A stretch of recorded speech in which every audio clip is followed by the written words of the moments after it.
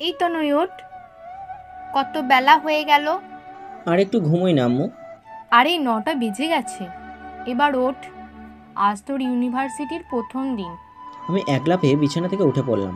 তারপর আম্মুকে বললাম, আজ আমার ভার্সিটির প্রথম দিন, আর তুমি আমাকে এখনই ডাকছো কেন? আগে ডেকে দিতে পারোনি? আমি তো সেই কখন থেকেই ডাকছি, তুই নিজেই উঠছিস না। যাই হোক, তাড়াতাড়ি রেডি হলাম ভার্সিটি যাওয়ার জন্য। আচ্ছা, প্রথমে আমার পরিচয়টা দিয়ে নিই। আমি হলাম তনয়, অনার্স ফাইনাল ইয়ারের ছাত্র, আব্বু আর আম্মুর একমাত্র সন্তান। আমার আর কোনো ভাই বোন নেই। আব্বু সরকারি কর্মকর্তা আর আম্মু হলেন গৃহিণী। আমরা মধ্যবিত্ত হলেও আমাদের পরিবার মহান আল্লাহর রহমতে অনেক সুখী। আর আমার আব্বু আম্মু আমার সাথে অনেক ফ্রি। আব্বুর বদলির কারণে এই শহরে এসেছি, তাই এখানকার একটা ভার্সিটিতে ভর্তি হয়েছি। আজ আমার প্রথম ক্লাস, তাই একটু আগেই ভার্সিটির জন্য রওনা দিয়েছি। ভার্সিটি আমাদের বাসা থেকে বেশি দূরে না, যেমন ধরেন হেঁটে আসলে 10 থেকে 15 মিনিট লাগে, তাই হেঁটেই আসছি। ভার্সিটির সামনে চলে আসলাম। আজ আমার প্রথম দিন, তাই ক্যাম্পাসটা ভালো করে ঘুরে দেখছি। হঠাৎ চোখ গেল একটু দূরে, ক্যাম্পাসের সব ছাত্রছাত্রীরা জড়ো হয়েছে সেখানে। ব্যাপার কি সেটা দেখার জন্য সামনে এগিয়ে গেলাম। ছাত্রছাত্রীদের ভিড়ের মধ্যে দিয়ে ভিতরে গেলাম কি হচ্ছে সেটা দেখার জন্য। ভিতরে যা দেখলাম তা দেখার জন্য আমি মোটেও প্রস্তুত ছিলাম না। দেখে তো আমার কপাল বেয়ে ঘাম পড়ছে। ভিতরে দেখলাম একটা মেয়ে 3-3টে ছেলেকে একাই মারছে। মেয়ের হাতে হকি স্টিক, তা দিয়ে ছেলেগুলোকে উত্তম মধ্যম দিচ্ছে। মনে মনে ভাবছি, আল্লাহ, তুমি আমাকে কোথায় নিয়ে এলে? ভার্সিটির প্রথম দিনই মারামারি দেখছি, তাও আবার একজন মেয়ে 3টে ছেলেকে মারছে। আমি তো ভয়ে শেষ, তাই তাড়াতাড়ি সেখান থেকে চলে আসলাম। সোজা চলে গেলাম ভার্সিটির প্রধানের কাছে। রুমের বাইরে থেকে সালাম দিয়ে বললাম, আসসালামু আলাইকুম স্যার, আসতে পারি? ওয়ালাইকুম সালাম। হুম, ভিতরে আসো। কেমন আছেন স্যার? আলহামদুলিল্লাহ ভালো। তুমি কেমন আছো? জি স্যার, ভালো। তোমাকে তো এই ভার্সিটিতে এর আগে কখনো দেখিনি। স্যার, আমি হলাম তনয়, এবছর নতুন ভর্তি হয়েছি অনার্স ফাইনাল ইয়ারে। ও, তুমি তনয়? তোমার সম্পর্কে অনেক কিছু শুনেছি, আর তোমার আব্বুর সাথে গতকাল কথা হয়েছে। হ্যাঁ, মনোযোগ দিয়ে পড়াশোনা করো, আর কোনো সমস্যা হলে আমাকে বলবে। জি স্যার। এখন তাহলে ক্লাসে যাও, কিছুক্ষণের মধ্যেই ক্লাস শুরু হবে। আমি তোমার ক্লাস টিচারকে বলে দেব যেন তোমাকে সবার সাথে পরিচয় করিয়ে দেয়। স্যার, কিন্তু আমি তো ক্লাসরুম কিছুই চিনি না, যদি বলে দিতেন। নতুন ভবনের 3য় তলায় 2য় রুমটি হলো তোমাদের। ধন্যবাদ স্যার, তাহলে এখন আমি আসি। আসার সময় ভেবেছিলাম ক্যাম্পাসের গন্ডগোল সম্পর্কে স্যারকে বলবো। তারপর ভাবলাম আজই আমার এই ভার্সিটির প্রথম দিন, আর আজই যদি স্যারের কাছে বিচার দিই তাহলে বিষয়টা ভালো দেখায় না। তাই স্যারের কাছে থেকে বিদায় নিয়ে চলে আসলাম ঠিকানা মতো। ক্লাসরুমে এসে ভাবছি কোথায় বসবো। দেখলাম একটা ছেলে একাই বসে আছে। দেখে মনে হচ্ছে ছেলেটা সিধে সাদা, তাই ছেলেটার পাশে বসলাম। হ্যালো, আমি তনয়, ছেলেটার দিকে হাত বাড়িয়ে বললাম। হ্যালো, আমি শাকিল।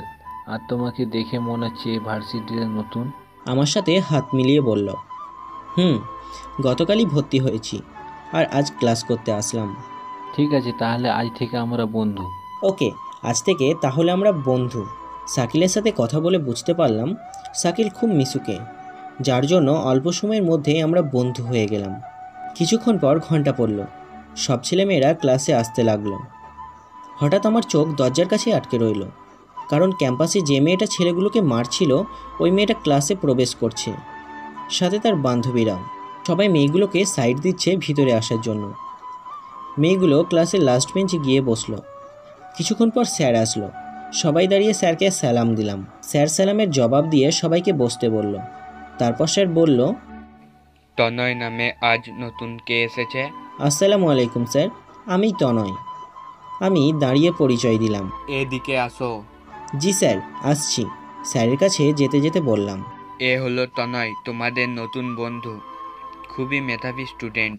তারপর সবাই আমার দিকে তাকালো আর আমার সাথে পরিচয় করলো। যাও নিজের জায়গায় গিয়ে বসো। তারপর আমি চলে আসলাম নিজের জায়গায়। ক্লাস শেষ করে আমি আর শাকিল ক্যান্টিনে গিয়ে বসলাম।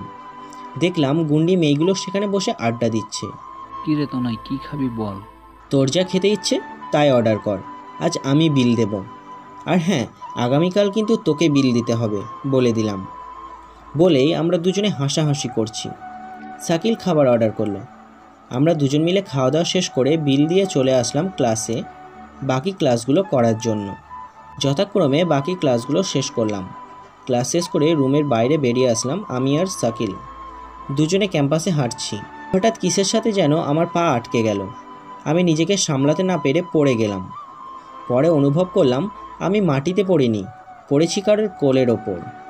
হঠাৎ কারো চিৎকার শুনতে পেলাম। আমি যার ওপর পড়েছি মনে হয় সেই চেঁচিয়ে উঠল। গলার আওয়াজ শুনে বুঝলাম এটা কোনো মেয়ে, তাই আমি সঙ্গে সঙ্গে উঠে দাঁড়ালাম। আর আমার সাথে মেয়েটা উঠে দাঁড়ালো। যেই মেয়েটাকে সরি বলতে যাব তখনই তার মুখের দিকে তাকালাম। মেয়েটাকে দেখে তো আমার পায়ের নিচে থেকে মাটি সরে গেল, কারণ আমি যার কোলে পড়েছি মেয়েটি আর কেউ নয়, সকালে সেই গুন্ডি মেয়েটা। আল্লাহই জানেন এই মেয়ে আমাকে কি অবস্থা করবে। মেয়েটি কিছু বলার আগেই আমি বললাম, সরি আপু, আমি জেনে বুঝে আপনার উপরে পড়িনি। বলেই দিলাম এক দৌড়। আর আমাকে কে ধরে? এক দৌড়ে বাসার নিচে চলে আসলাম। বাসায় যাওয়ার আগে আবার রাস্তায় আসলাম। চারিদিকে উকি দিয়ে দেখলাম, না, মেয়েটা আমার পিছনে আসেনি। তারপর একটা দীর্ঘ নিঃশ্বাস ছাড়লাম। এইবারের মতো না হয় বেঁচে গেলাম, কিন্তু আগামীকাল আমার কি হবে? আল্লাহ, আমাকে ওই গুন্ডি মেয়েটার হাত থেকে রক্ষা করো। বাসায় গিয়ে কলিং বেল বাজালাম। আম্মু এসে দরজা খুলে দিল। কি রে তনয়, কি হয়েছে? তো কেমন দেখাচ্ছে কেন রে? না আম্মু, কিছু হয়নি। দেখো না রাস্তায় কি রোদ, তাই এমন লাগছে। আচ্ছা, এখন ভিতরে আয়। তারপর আমি চলে গেলাম আমার রুমে। ব্যাগটা রেখে বাথরুমে ঢুকলাম। তারপর মাথার ওপর ঝর্ণাটা ছেড়ে দিলাম। অনেকক্ষণ ধরে গোসল করে বেরিয়ে আসলাম। তারপর খাওয়া দাওয়া শেষ করে ঘুমানোর চেষ্টা করছি, কিন্তু চিন্তায় ঘুম আসছে না। অনেক চেষ্টা করে তারপর ঘুমালাম। আর ঘুম ভাঙলো আম্মুর ডাকে। আর কত ঘুমাবি? এবার উঠে পড়। কয়টা বাজে আম্মু? এখনই ডাকছো কেন? 5টা বাজে। তো এখন ওঠ। তো কি হয়েছে? এত ভোরে ডাকছো কেন? ভার্সিটি তো 10টায়। এই তোর মাথা ঠিক আছে তো, নাকি পাগল টাগল হলি? কেন, কি হয়েছে? এখন বিকাল 5টা বাজে, গাধা কোথাকার। কথা শুনিয়ে আম্মু চলে গেল। আমি মাথা চুলকাচ্ছি আর ভাবছি, ওই গুন্ডি মেয়ের কারণে মনে হয় আমি সত্যি সত্যি পাগল হয়ে যাব। তারপর হাত মুখ ধুয়ে হালকা পাতলা নাস্তা করে নিলাম। তারপর বাকি বিকেলটা ছাদে গিয়ে কাটালাম। সন্ধ্যার সময় পড়তে বসলাম। কিছুক্ষণ পর আব্বু আসলো অফিস থেকে। পড়া থেকে উঠে আব্বুর সাথে আড্ডা দিতে চলে আসলাম। নতুন ভার্সিটির প্রথম দিন কেমন কাটলো? আব্বু, ভালোই কেটেছে। আব্বুর কথায় কলেজে সেই গুন্ডি মেয়েটার কথা আবারও মনে পড়ে গেল। কোনো সমস্যা হলে অবশ্যই আমাকে বলবে, কেমন? জি আব্বু। আব্বুর সাথে আরও কিছুক্ষণ আড্ডা দিলাম। তারপর ডিনার শেষ করে আমি রুমে এসে শুয়ে পড়লাম। ঘুমানোর আগে একটু ফেসবুকে ঘুরে আসলাম। ফেসবুকে কিছুক্ষণ অনলাইন থেকে ঘুমিয়ে পড়লাম। ঘুম ভাঙল ফজরের আজানের ধ্বনিতে। মনে মনে ভাবছি, জীবনে কতই না ভুল করেছি, আর মহান আল্লাহর ইবাদতের কথা আর নাইবা বললাম। তাই এই ফজরের আজানের সময় প্রতিজ্ঞা করছি, যত সমস্যাই হোক না কেন নামাজ ছাড়ব না। তাই বিছানা থেকে উঠে পড়লাম। তাড়াতাড়ি বাথরুমে গিয়ে অজু করে বাসা থেকে বেরিয়ে আসলাম মসজিদে যাওয়ার জন্য। মসজিদ আমাদের বাসার কাছেই। তারপর নামাজ আদায় করে মসজিদ থেকে বের হলাম। কেন জানি না আজকের ভোরটা আমার কাছে অন্যরকম লাগছে। এসব চিন্তা করতে করতে রাস্তায় কিছুক্ষণ হেঁটে বাসায় চলে আসলাম। ভার্সিটির তো এখনও অনেক সময় বাকি, তাই আবারও ঘুমিয়ে গেলাম। আর ঘুম ভাঙলো আম্মুর ডাকে। ঘুম থেকে উঠে নাস্তা করলাম। এখন আমার ভার্সিটি যাওয়া হয়ে গেছে। আমি তো ভয়ে এখনই ঘেমে একাকার, কিন্তু নতুন ভর্তি হয়েছি, মিসও করা যাবে না। শতচিন্তার অবসান ঘটিয়ে রওনা হলাম ভার্সিটির জন্য। আম্মুকে বলে চলে আসলাম। ভার্সিটির সামনে এসে দেখি গুন্ডি মেয়েটা আর তার বান্ধবীরা ভার্সিটির গেটের সামনেই বাইকে বসে আছে। ভাবছি, আমি কি আবার বাসায় ফিরে যাব নাকি? অমনি মনে হলো মেয়েটা আমাকে দেখে ফেলেছে। ও আমার দিকে ইশারা করে বলল, ওই এইদিকে আয়। ওরে বাবা, গুন্ডি মেয়ে যে আমাকে ডাকছে তার কাছে যাওয়ার জন্য। এখন আমার চোখে ভাসছে গতকালের সেই ঘটনা। ও কিভাবে একাই 3টে ছেলেকে মারছিল, আর আমি তো একা। আল্লাহ, তোমার এই মাসুম বান্দাকে এবারের মতো বাঁচিয়ে দিও। কথাগুলো মনে মনে ভাবছিলাম। তখনই মেয়েটা আবারও বলে উঠল, ওই, তোর কানে কথা যায় না? আমি তোকে ডাকছি, এদিকে আয়। আমি কাঁপা কাঁপা পায়ে হেঁটে ওদের সামনে এসে দাঁড়ালাম। আমি প্রচুর ঘামছি আর আমার পা তো কেঁপেই যাচ্ছে। এই বুঝি আমাকে মেরে ফেললো। আমি কাঁপা কাঁপা কণ্ঠে বললাম, আমাকে ডাকছিলেন আপু? কেন রে, তুই ছাড়া কি এখানে আর কেউ আছে যেটাকে ডাকবো? ওই, তোকে ওর সাথে কথা বলতে বলেছি, ওর সাথে আমি বোঝাপড়া করব। এই কথা শুনে আমার তো করুণ অবস্থা। আমি ভয়ে ভয়ে বললাম, আপু আমি তো কিছুই করিনি, প্লিজ আমাকে মাফ করে দেন। তোর নাম তনয়? গতকাল নতুন এসেছিস? জি। আর এসেই ক্যাম্পাসের সবার সামনে আমার উপর ইচ্ছা করে পড়েছিস। বিশ্বাস করেন আপু, আমি ইচ্ছে করে আপনার উপরে পড়িনি। চুপ! আর একটাও কথা বলবি না। তুই জানিস আমি কে? ও আমায় ধমক দিয়ে বলল। আমি চুপচাপ মাথা নিচু করে দাঁড়িয়ে আছি। ওই, কথা বলছিস না কেন? আপনি তো বললেন কথা না বলতে। মুখে মুখে কথা বলছিস? তোকে তো আজ... কথাটা বলেই ও আমার গালে থাপ্পড় দিতে যাবে, আর আমি তখনই আমার চোখ বন্ধ করে ফেললাম। ভাবছি কেন যে এই ভার্সিটিতে ভর্তি হয়েছি আল্লাহ জানে। অনেকক্ষণ হলো চোখ বন্ধ করে আছি, কিন্তু এখনও আমার গালে কিছুই লাগেনি। দেখার জন্য আস্তে আস্তে চোখ খুললাম। তাকিয়ে দেখি গুন্ডি মেয়েগুলো হাসছে। তাদের হাসি দেখে আমি তো বোকার মতো দাঁড়িয়ে আছি। ওরা সবাই হেসেই যাচ্ছে আমার দুরবস্থা দেখে। এই, তোদেরকে আমি হাসতে বলেছি? চুপ কর সব। মেয়েটা ওর বান্ধবীদের ধমক দিয়ে বলল, আর ওরা সবাই চুপ করে গেল। তুই নতুন এসেছিস, তাই তোকে আজ মাফ করে দিলাম। ধন্যবাদ আপু। হ্যাঁ, তবে একটা শর্ত আছে। কি শর্ত আপু? তোকে আমি যা করতে বলবো তাই করতে হবে। জি আপু, করব। জীবন বাঁচাতে হবে, তাই আমি রাজি হয়ে গেলাম। ওই, আমি তোর কোন জন্মের আপু লাগি রে? তখন থেকে শুধু আপু আপু করে যাচ্ছিস। সরি আপু, মানে সরি, ভুল হয়ে গেছে, আর বলবো না। কিন্তু আমি আপনাকে কি বলে ডাকবো? আজ থেকে তুই আমাকে আমার নাম ধরে ডাকবি। কিন্তু আমি তো আপনার নাম জানি না। কি? তুই আমার নাম জানিস না? তার আগেই আমার উপরে এসে পড়েছিস। বললাম তো আমি জেনে বুঝে পড়িনি। গতকালের জন্য আবারও সরি বলছি। বুঝলাম। আমার নাম তানিয়া, তোর নাম বলতে হবে না, আমি জানি। বলেই হাসতে লাগলো। আমি বললাম, আপনার নামটাও অনেক সুন্দর। ওই, কামড়াচ্ছিস নাকি? না না, সত্যি বলছি, আপনার নামটা অনেক সুন্দর। বুঝেছি। ওকে, তাহলে এখন আমি যাই। হ্যাঁ যা। আর শোন, এখান থেকে সোজা ক্লাসে যাবি, একদম ডানে বাঁয়ে তাকাবি না। জি। এখন যা। ওদের কাছ থেকে চলে আসলাম। আল্লাহর কাছে অনেক শুকরিয়া আমাকে এবারের মতো বাঁচিয়ে দেওয়ার জন্য। আমি আর ওদের ধারের কাছেও যাব না। কি গুন্ডি মেয়ে রে বাবা। তবে যাই বলেন, মেয়েটা দেখতে কিন্তু অনেক মিষ্টি, একদম পুতুলের মতো। আর তার সৌন্দর্যের সাথে নামটাও অনেক মিল আছে, কিন্তু চলাফেরার সাথে কিছুই মিল নেই। কথাগুলো ভাবতে ভাবতে ক্লাসরুমে চলে আসলাম। এসে দেখি শাকিল চলে এসছে। আমি গিয়ে শাকিলের পাশে বসলাম। দোস্ত, তুই তো আজ বড় বাঁচা বেঁচে গেলি। বন্ধু, আল্লাহর রহমতে এবারের মতো বেঁচে গেলাম। তবে কিন্তু তানিয়া কাউকে ছাড়ে না। ভার্সিটিতে যদি কোনো ছেলে মেয়েদের ডিস্টার্ব করে, তাহলে তানিয়া তাদের উত্তম মাধ্যম দেয়। আর তুই কিনা গতকাল ওই তানিয়ার গায়ের উপর গিয়ে পড়লি। তাই নাকি? যাই হোক, এই মেয়ের ধারের কাছেও আর যাব না। তা ভালো, কারণ তানিয়ার বাবা হলো এই শহরের সবচেয়ে পাওয়ারফুল লোক। ওনার কথায় বড় বড় মন্ত্রীর মিনিস্টাররা উঠে বসে। আর তানিয়া হলো তার একমাত্র সন্তান, তাই তানিয়ার ভার্সিটিতে এত পাওয়ার। বুঝলাম। তবে তানিয়া কোনো ভালো ছেলে মেয়ের সাথে ঝামেলা করে না। যারা ছাত্র ছাত্রীদের সাথে খারাপ কাজ করতে চায়, তাদের তানিয়া নিজের মতো করে শাস্তি দেয়। গতকাল যে 3টি ছেলেকে মেরেছিল, তারা খুব মেয়েদের ডিস্টার্ব করত। ও আচ্ছা, তাই নাকি? তাহলে তো তানিয়া ভালো গুন্ডি। কিছুক্ষণ পর ঘন্টা পড়ল। সব ছাত্রছাত্রীরা ক্লাসে আসলো, সাথে তানিয়া এবং তার বান্ধবীরাও আসলো। যাওয়ার সময় আমার দিকে তাকিয়েছিল তানিয়া। তানিয়া তাকানো দেখে আমি অন্যদিকে মুখ ফিরিয়ে নিলাম। বলা তো যায় না, আবারও কি করে বসে। তারপর ওরা ওদের জায়গায় গিয়ে বসলো। তারপর ক্লাস শুরু হলো। ক্লাস শেষ করে দেখলাম তানিয়া ক্লাস মন দিয়ে করেনি। ক্লাস শেষ হতে সবাই বাইরে চলে গেল, কিন্তু আমি আর শাকিল এখনও যাইনি। শাকিল আমায় বলল, কি রে তনয়, এখনো বসে আছিস? চল ক্যান্টিনে যাই, আজকে আমি তোকে খাওয়াবো। না ভাই, তুই যা, আমি আজ কিছু খাবো না। কেন রে, কি হয়েছে তোর? আমার ভালো লাগছে না রে, তুই গিয়ে খেয়ে আয়। ওকে, তাহলে তুই থাক, আমার খুব খিদে পেয়েছে, আমি খেয়ে আসি। আজ আমি ক্যান্টিনে যাইনি, কারণ এমন সময় তানিয়া তার বান্ধবীরা ক্যান্টিনে আড্ডা দেয়।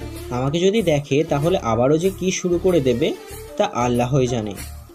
একবার বেঁচে গিয়েছি, আর রিস্ক নিতে চাইনি। তারপর আবার ক্লাস শুরু হলো। যথাক্রমে বাকি ক্লাসগুলো শেষ করলাম। ক্লাস শেষ করে আমি আর শাকিল বাইরে আসলাম। আজ আর ক্যাম্পাসে দাঁড়ালাম না। আবার যদি কোনো ভুল করে বসি তাহলে তানিয়ার হাতে একটাও মার মিস হবে না। তাড়াতাড়ি চলে আসছি। গেটের কাছে আসতেই শুনলাম কে যেন পিছন থেকে ডাকছে।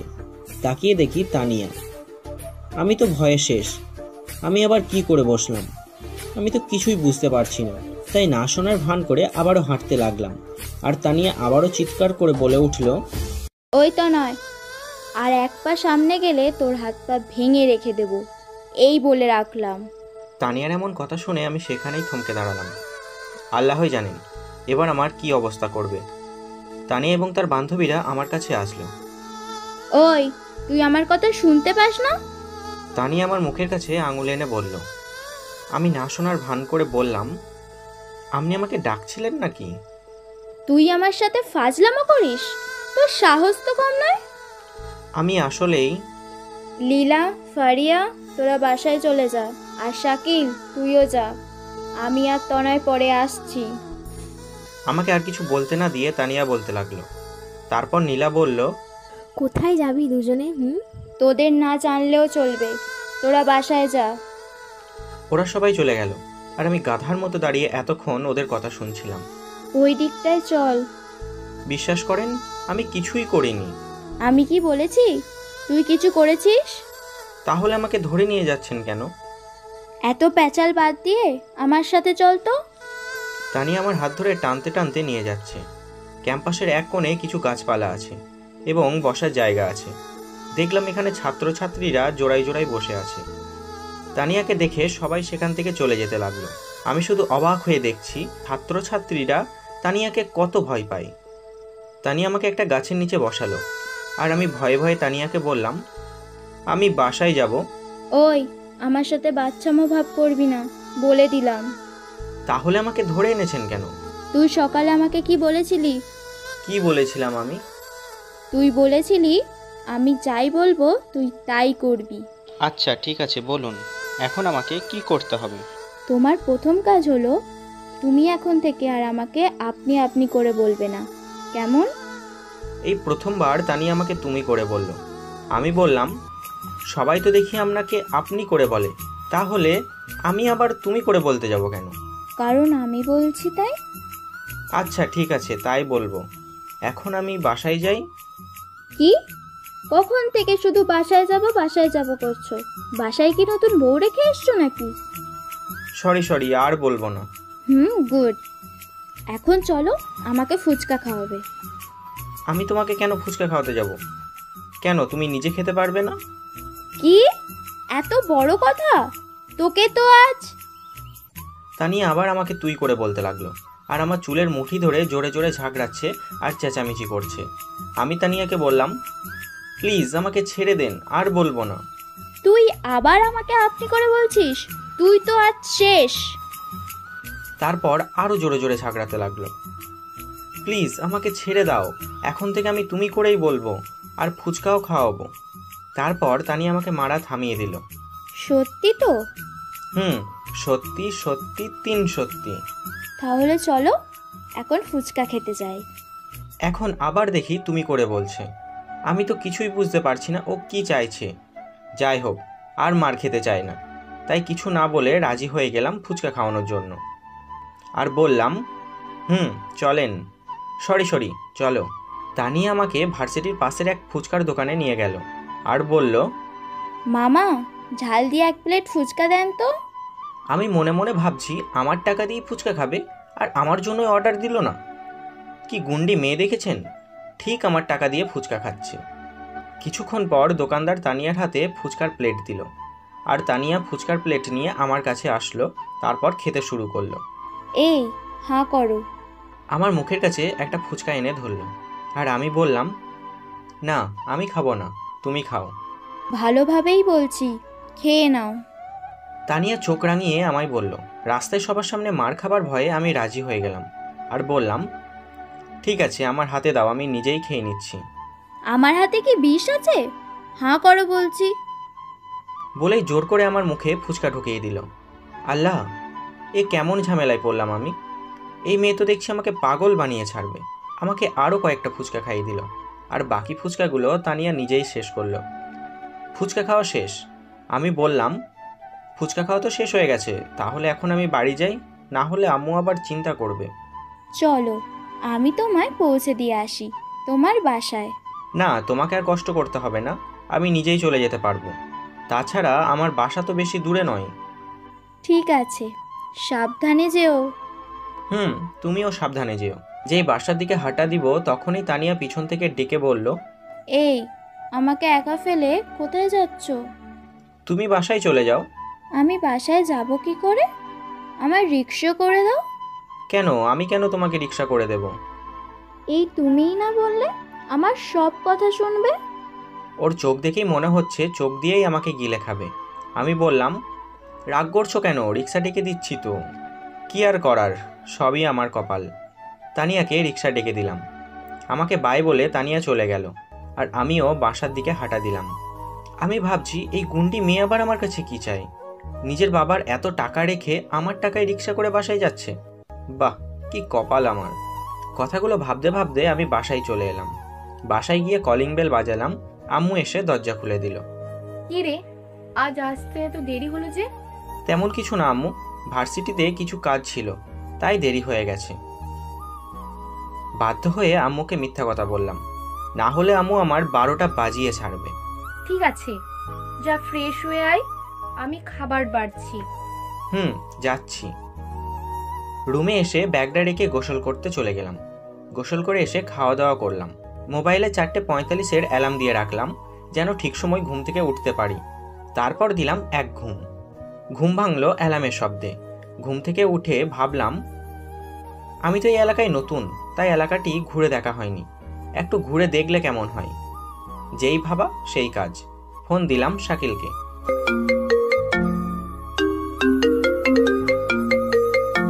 হ্যালো শাকিল, কোথায় তুই এখন? কেন, আমি তো বাসায়। 5 মিনিটের মধ্যে আমাদের ভার্সিটির গেটের সামনে আয় তো। কেন, কি হয়েছে? এত প্রশ্ন করছিস কেন? আসতে বলেছি, তাড়াতাড়ি আয়। আচ্ছা তুই দাঁড়া, আমি আসছি। প্রায় 15-20 মিনিট দাঁড়িয়ে থাকার পর শাকিল আসলো। কেন ডাকলি বল। এলাকায় নতুন এসছি, তাই ভাবছিলাম আজ সব কিছু ঘুরে দেখব। আর আমি তো কিছুই চিনি না, তাই তোকে ডাকলাম। এই কথা তো ফোনেও বলতে পারতি, তাহলে আমাকে আর দৌড়ে আসতে হতো না। এমনিতেই তো 20 মিনিট লেগেছে, এখন চল। তারপর আমরা দুজন মিলে পুরো এলাকা ঘুরে দেখলাম। আমাদের ভার্সিটির কিছুটা দূরেই দেখলাম সুন্দর একটা পার্ক আছে। ভালোই হলো, মাঝে মাঝে আসা যাবে। ঘোরাঘুরি শেষ করে সন্ধ্যাবেলায় বাসায় ফিরলাম। বাসায় আর কোনো কাজ নেই, তাই একটু পড়তে বসলাম। কিছুক্ষণ পর আব্বু আসলো, তাই পড়া থেকে উঠে আব্বুর সাথে আড্ডায় বসলাম। বেশ কিছুক্ষণ আড্ডা দিয়ে ডিনার করে আমার রুমে চলে আসলাম। ঘুমানোর আগে ফেসবুক থেকে ঘুরে আসাটা আমার নিত্যদিনের কাজ, তাই একটু ফেসবুকে অনলাইনে আসলাম, তারপর ঘুমিয়ে গেলাম। ঘুম ভাঙলো আম্মুর ডাকে। ফ্রেশ হয়ে নাস্তা করলাম। নাস্তা শেষ করে ভার্সিটির জন্য রেডি হলাম। আম্মুর কাছে বিদায় নিয়ে ভার্সিটি চলে আসলাম। ভার্সিটির সামনে এসে দেখি তানিয়া আর তার বান্ধবীরা 4-5টা ছেলেকে কান ধরে উঠবস করাচ্ছে। মনে হয় ছেলেগুলোর কপাল আজ খারাপ, যার জন্য তানিয়া সামনে পড়েছে। আমাকে দেখলে আবার কি শুরু করবে কে জানে।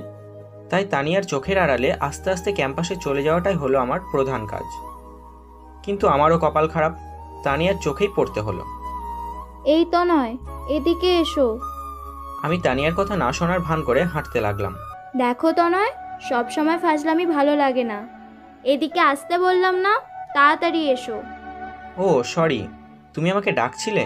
আমি ঠিক বুঝতে পারিনি। বলো কি বলবে। আমার থেকে সব সময় এড়িয়ে এড়িয়ে থাকো কেন? কই, এই তো তুমি ডাকলে আর আমি চলে আসলাম। বুঝি বুঝি, সব বুঝি। কি বুঝেছো? কিছু না, বলো কেমন আছো? এতক্ষণ তো ভালোই ছিলাম। মানে? মানে আমি ভালোই আছি, তুমি কেমন আছো? কথা ঘুরিয়ে বললাম। ভালো আছি। এদের এই অবস্থা কেন? আমি ছেলেগুলোকে দেখিয়ে বললাম। আর বলো না, শয়তানগুলোর কত বড় সাহস, ভার্সিটির মেয়েদের ডিস্টার্ব করে, একটাকেও ছাড়িনি। ও আচ্ছা, ভালোই করেছো।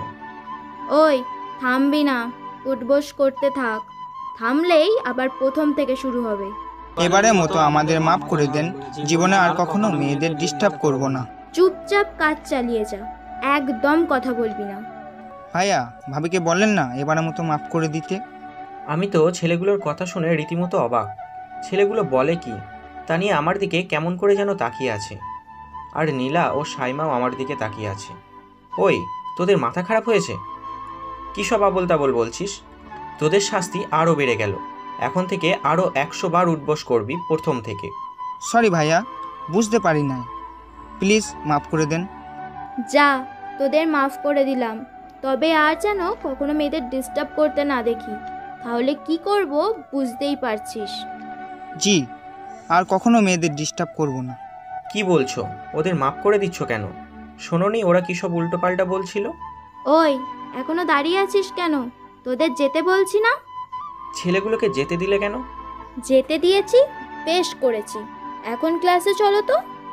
আমাকে আর কথা বলতে না দিয়ে ক্লাসে নিয়ে গেল। তানি আর তার বান্ধবীরাও তাদের জায়গায় গিয়ে বসলো। ক্লাসে গিয়ে দেখি শাকিল এখনও আসেনি, তাই শাকিলকে ফোন দিলাম। হ্যালো। হ্যালো, তুই কোথায়? আমি আজ আসতে পারবো না, একটা কাজে আটকে গেছি, তুই ক্লাস কর। ও আচ্ছা।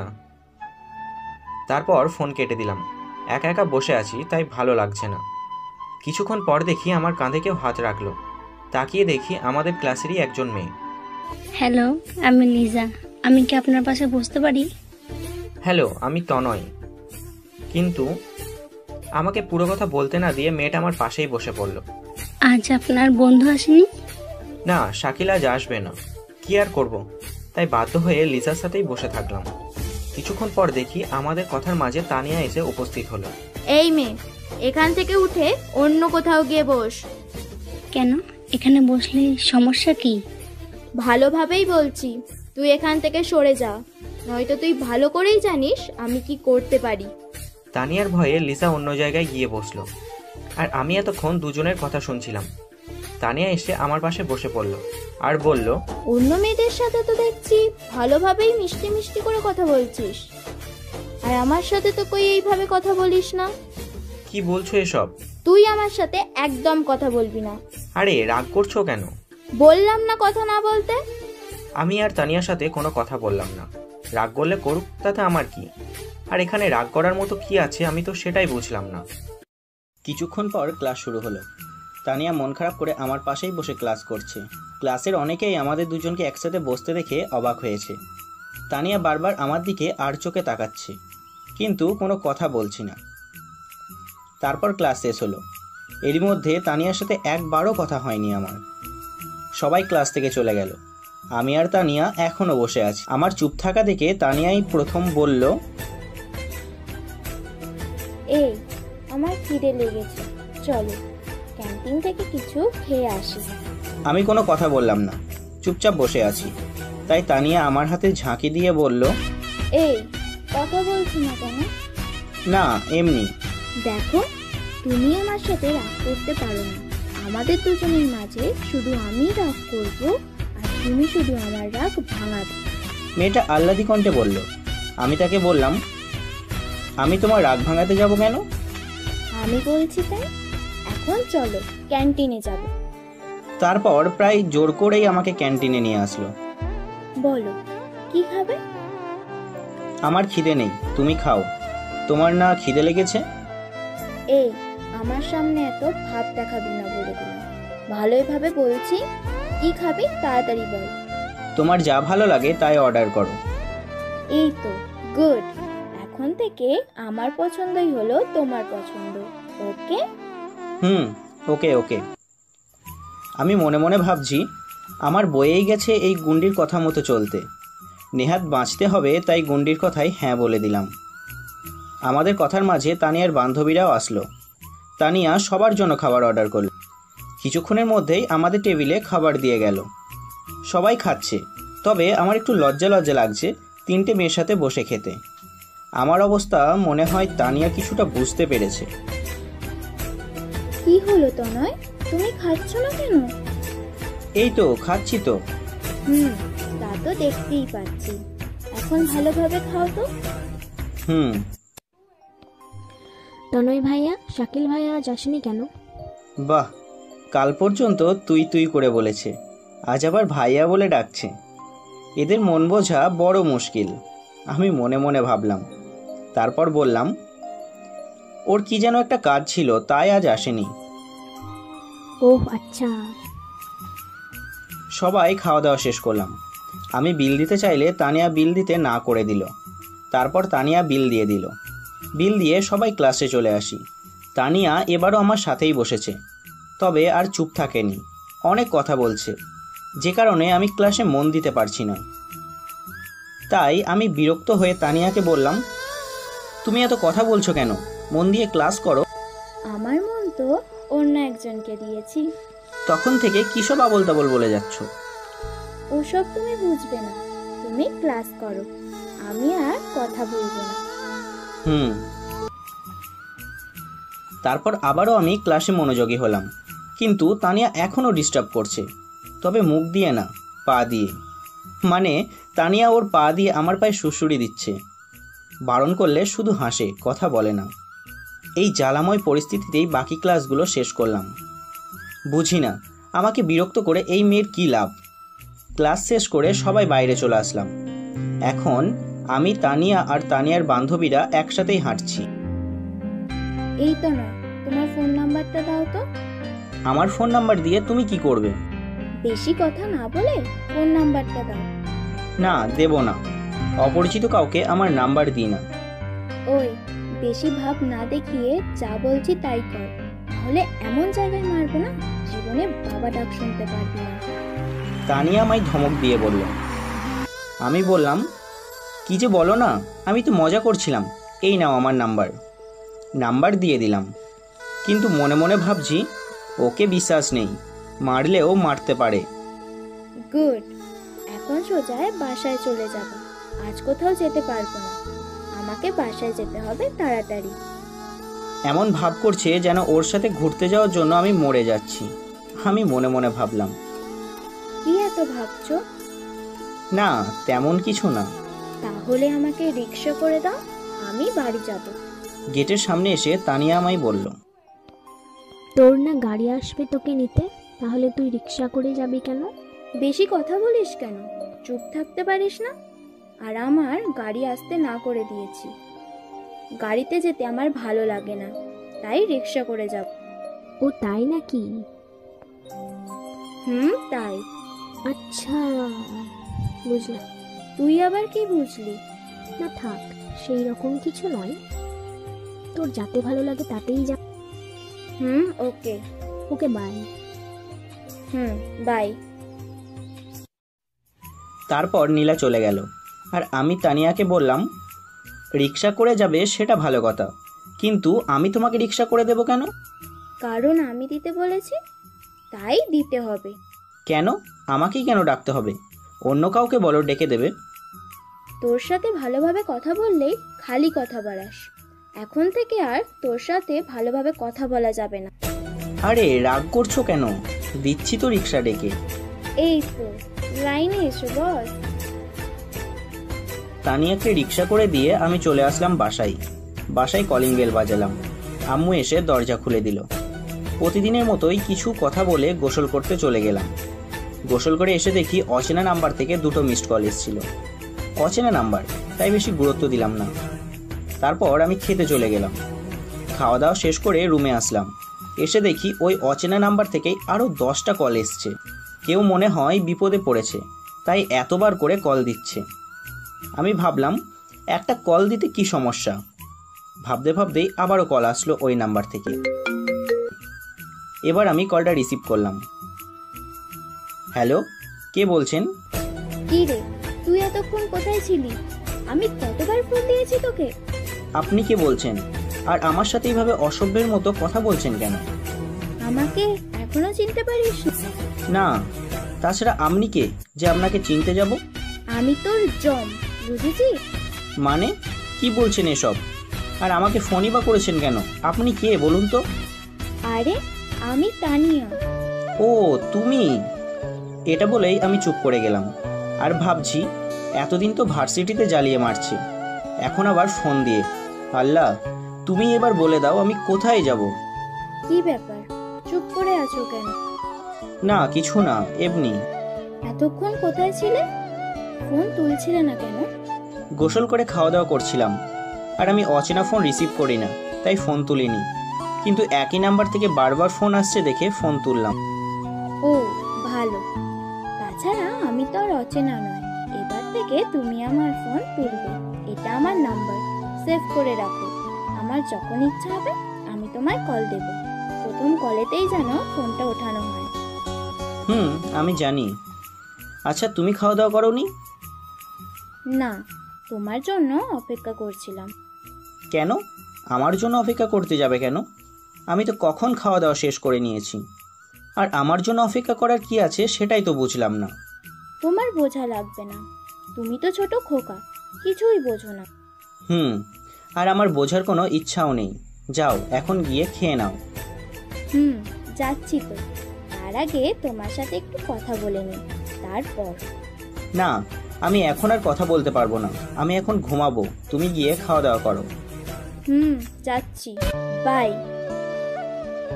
মেজাজ দেখিয়ে তানিয়া ফোনটা কেটে দিল, আর আমিও ঘুমিয়ে গেলাম। তারপর বিকালে ঘুম থেকে উঠে একটু ঘুরতে বেরোলাম। ভাবলাম প্রথমে যাব শাকিলের বাড়ি, তারপর শাকিল আর আমি সেই পার্কটাই ঘুরতে যাব। আমি রাস্তায় হাঁটছি, শুনলাম আমার ফোনে রিং হচ্ছে। পকেট থেকে ফোন বের করে দেখি দুপুরে সেই অচেনা নাম্বার থেকে ফোন এসছে, মানে তানিয়া কল করেছে। হ্যালো। হ্যালো তনয়, কি করছো এখন? এই তো রাস্তায় হাঁটছি। কিন্তু কেন বলো তো? এমনি জিজ্ঞাসা করলাম। ঘুম থেকে উঠলে কখন? এই তো কিছুক্ষণ আগে। ও আচ্ছা, তুমি তো এই শহরে নতুন, চলো কোথা থেকে ঘুরে আসি। না, আমি শাকিলের সাথে সব ঘুরে দেখেছি। তাহলে চলো এমনি ঘুরে আসি। না গো, আজ যেতে পারবো না।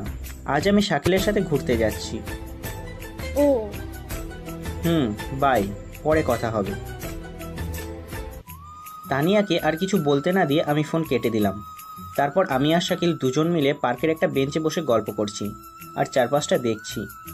অন্যদের দেখে নিজেদের কেমন বোকা বোকা লাগছে, কারণ আমরাই শুধুমাত্র দুজন বন্ধু এসছি পার্কে বসতে, তাছাড়া বাকি সব প্রেমিক প্রেমিকা। আমরা দুজন বসে গল্প করছি আর ওইসব জুটিগুলোকে দেখছি, আর শাকিলকে বলছি তানিয়া আমাকে কিভাবে আর কতটা বিরক্ত করছে। হঠাৎ দেখি শাকিল মুখে আঙুল দিয়ে আমায় থামতে বলছে। আমি বললাম, কি হলো ভাই, তুই এখনো তানিয়াকে ভয় পাচ্ছিস নাকি? আরে এটা তো ভার্সিটি নয়, এটা তো পার্ক। ভাই এবার যদি না থামিস তাহলে তোর কপালে অনেক দুঃখ আছে। কেন রে, আমি আবার কি করলাম? ভাই আমার মনে হয় তানিয়া যদি তোর এইসব কথা সব শুনে ফেলে তাহলে একটা মারও বাইরে পড়বে না, সবগুলোই পড়বে তোর পিঠে। আমি হাসতে হাসতে বললাম, কে মারবে আমাকে? ওই তানিয়া? না রে, পারবে না। গোটা ভার্সিটি ওকে ভয় পেলেও আমি ওকে ভয় পাই না। হঠাৎ শুনলাম পিছন থেকে কেউ গম্ভীর স্বরে আমাকে বলল, ও তাই নাকি তোমার? তাহলে তো তুই অনেক সাহসী বলতে হয়। গোটা ভার্সিটি যাকে ভয় পায় সেখানে তুই কিনা তাকে ভয় পাস না? বাহ। তানিয়াকে দেখে আমি তো পুরোই অবাক। তানিয়া একদম আমাদের পিছনে দাঁড়িয়ে আছে, মানে এতক্ষণ আমাদের সব কথা শুনেছে। তাহলে সত্যিই মনে হয় আজ আমার কপালে অনেক দুঃখ আছে। আমি একটু অবাক হয়ে তানিয়াকে বললাম, তুমি তুমি কখন এলে? তানিয়া কিছু বলল না। দেখলাম একটু রাগি রাগি চোখ করে শাকিলের দিকে তাকালো আর ইশারায় শাকিলকে চলে যেতে বলল। তারপর শাকিল আমায় বলল, ভাই তোরা বসে গল্প কর, আমায় একটু যেতে হবে। কোথায় যাবি? বস না একটু, তারপর একসাথেই বাসায় যাব। না রে, আমি থাকতে পারবো না, আমার একটা জরুরি কাজ আছে, তাই আমাকে যেতেই হবে। শাকিল আমার কোনো কথাই শুনল না, চলে গেল শাকিল। আর তানিয়া রাগি রাগি চোখ করে আমার দিকে তাকিয়ে আছে। তারপর এসে আমার পাশে বসলো। আমি ভয়ে ভয়ে বললাম, তুমি কখন এলে বললে না তো? এবারও তানিয়া কোনো উত্তর দিল না। আমি আবারও তানিয়াকে বললাম, তার মানে তুমি সব শুনেছ? আমি সব শুনেছি। আর তুই নিজেকে কি ভাবছিস বলতো? আমি তোর সাথে একটু নরমভাবে কথা কি বললাম, আর তুই নিজেকে হিরো ভাবতে শুরু করেছিস। জানিস চাইলে আমি তোর কি অবস্থা করতে পারি? আমি কোনো কথা বললাম না, চুপচাপ বসে আছি। তানিয়া একটু রাগী গলায় বলল, কি হলো, কথা বলছিস না কেন? না কিছু হয়নি, এমনি। এমনি মানে? আচ্ছা আমি তো তোমায় বলিনি, তাহলে তুমি কি করে জানলে আমরা এখানে এসেছি? আমার একটা বান্ধবী দেখেছিল তোদের এখানে আসতে, তারপর ও আমায় ফোন দিয়ে জানায়। ও আচ্ছা, বুঝলাম। তারপর আমি আর তানিয়া অনেকক্ষণ গল্প করলাম। এই প্রথমবার আমি একটা মেয়ের সাথে এতক্ষণ সময় কাটালাম, সেটাও আবার একা একটা গুন্ডির সাথে। আমি যে কিভাবে এতক্ষণ এখানে বসে আছি তা আল্লাহই ভালো জানে। গল্প করতে করতে তানিয়া আমাকে বলল, এইবার ওই দিকটায় চলো তো। কেন, কি আছে ওই দিকটায়? চলো দুজনে আইসক্রিম খেয়ে আসি। আমি অবাক হয়ে তানিয়াকে বললাম, আইসক্রিম? তাও এই সন্ধেবেলায়? ঠান্ডা লেগে যাবে তো। দেখলাম তানিয়া আমার দিকে রাগি রাগি চোখ করে তাকিয়ে আছে। আমি বুঝতেই পারলাম যদি ওর কথা না শুনি তাহলে আমার কপালে দুঃখ আছে। তাই আমি আর কিছু না বলে রাজি হয়ে গেলাম। তারপর দুজনে আইসক্রিম খেতে খেতে পার্ক থেকে বেরিয়ে পড়লাম। আজ আর রিক্সা করিনি, রাস্তায় দুজনে একসাথে হাঁটছি। আর আমি হাঁ করে তানিয়ার দিকে তাকিয়ে আছি।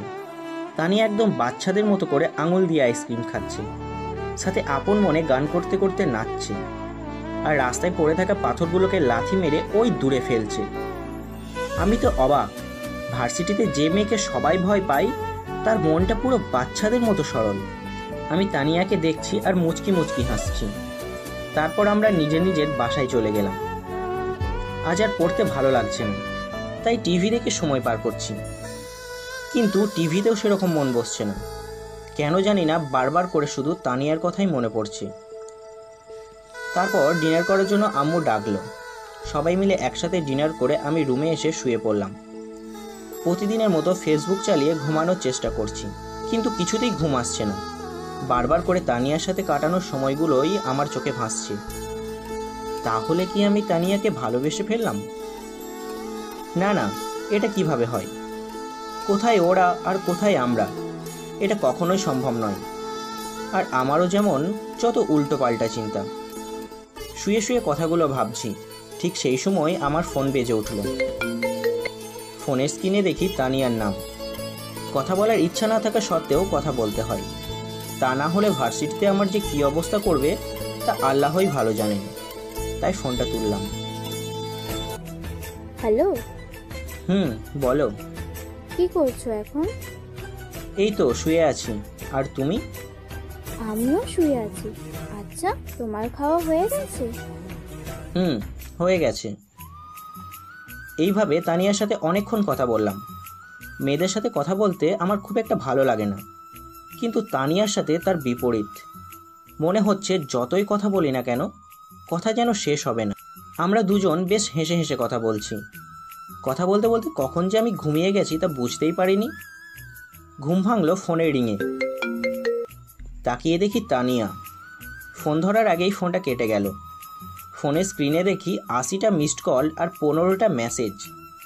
সবগুলোই ছিল তানিয়ার। মেসেজ চেক করে দেখি বেশিরভাগ মেসেজেই লেখা ছিল এই রকম, প্লিজ ফোনটা তোলো, তোমার সাথে কিছু জরুরি কথা আছে, প্লিজ তোলো ফোনটা। মেসেজগুলো পড়তে পড়তে আবারও তানিয়ার ফোন। আমি একটু ভয়ে ভয়ে ফোন তুললাম। হ্যালো। কি রে তুই, এত ঘুম তোর? দুপুরে গাধার মতন ঘুমাচ্ছিলিস, তারপরেও রাতে ঘুমিয়ে গেলি? এত ঘুম কোথা থেকে আসে? সরি, কাল না কথা বলতে বলতে কখন যে ঘুমিয়ে গেছি বুঝতেই পারিনি। প্লিজ কিছু মনে করো না। নিকুচি করেছে তো সরি। কথা শুনে মনে হচ্ছে তানিয়া আমার উপর অনেক রেগে গেছে। হয়তো মেয়েটা সারা রাত ঘুমায়নি। তারপর তানিয়া আবারও বলে উঠল, তুই আজ ভার্সিটিতে চল, তোর কি অবস্থা করব তা তুই ভাবতেও পারবি না। তারপর তানিয়া ফোন কেটে দিল। আমি বিছানা থেকে উঠে নামাজ আদায় করে বাসার সব কাজ সেরে নিলাম। তারপর নাস্তা করে ভার্সিটির জন্য রওনা দিলাম। ভার্সিটি গিয়ে দেখি তানিয়া আর তার বান্ধবীরা আজও গেটের সামনেই বসে আছে। হয়তো আজ আমার জন্যই অপেক্ষা করছে। যদি একবার হাতে পাই তাহলে হয়তো আমায় মেরেই ফেলবে। আমি দাঁড়িয়ে দাঁড়িয়ে ভাবছি, যেভাবেই হোক গুন্ডিটার হাত থেকে আমাকে বাঁচতেই হবে। কিছুতেই আজ তানিয়ার হাতে ধরা দেওয়া যাবে না। কিন্তু আমি ভিতরে ঢুকবো কিভাবে? কিছুক্ষণ দাঁড়িয়ে থাকার পর দেখলাম ছাত্রছাত্রীরা ভিড় করে ভিতরে ঢুকছে। যেইভাবেই হোক এই সুযোগকে কাজে লাগাতেই হবে। যেই ভাবা সেই কাজ।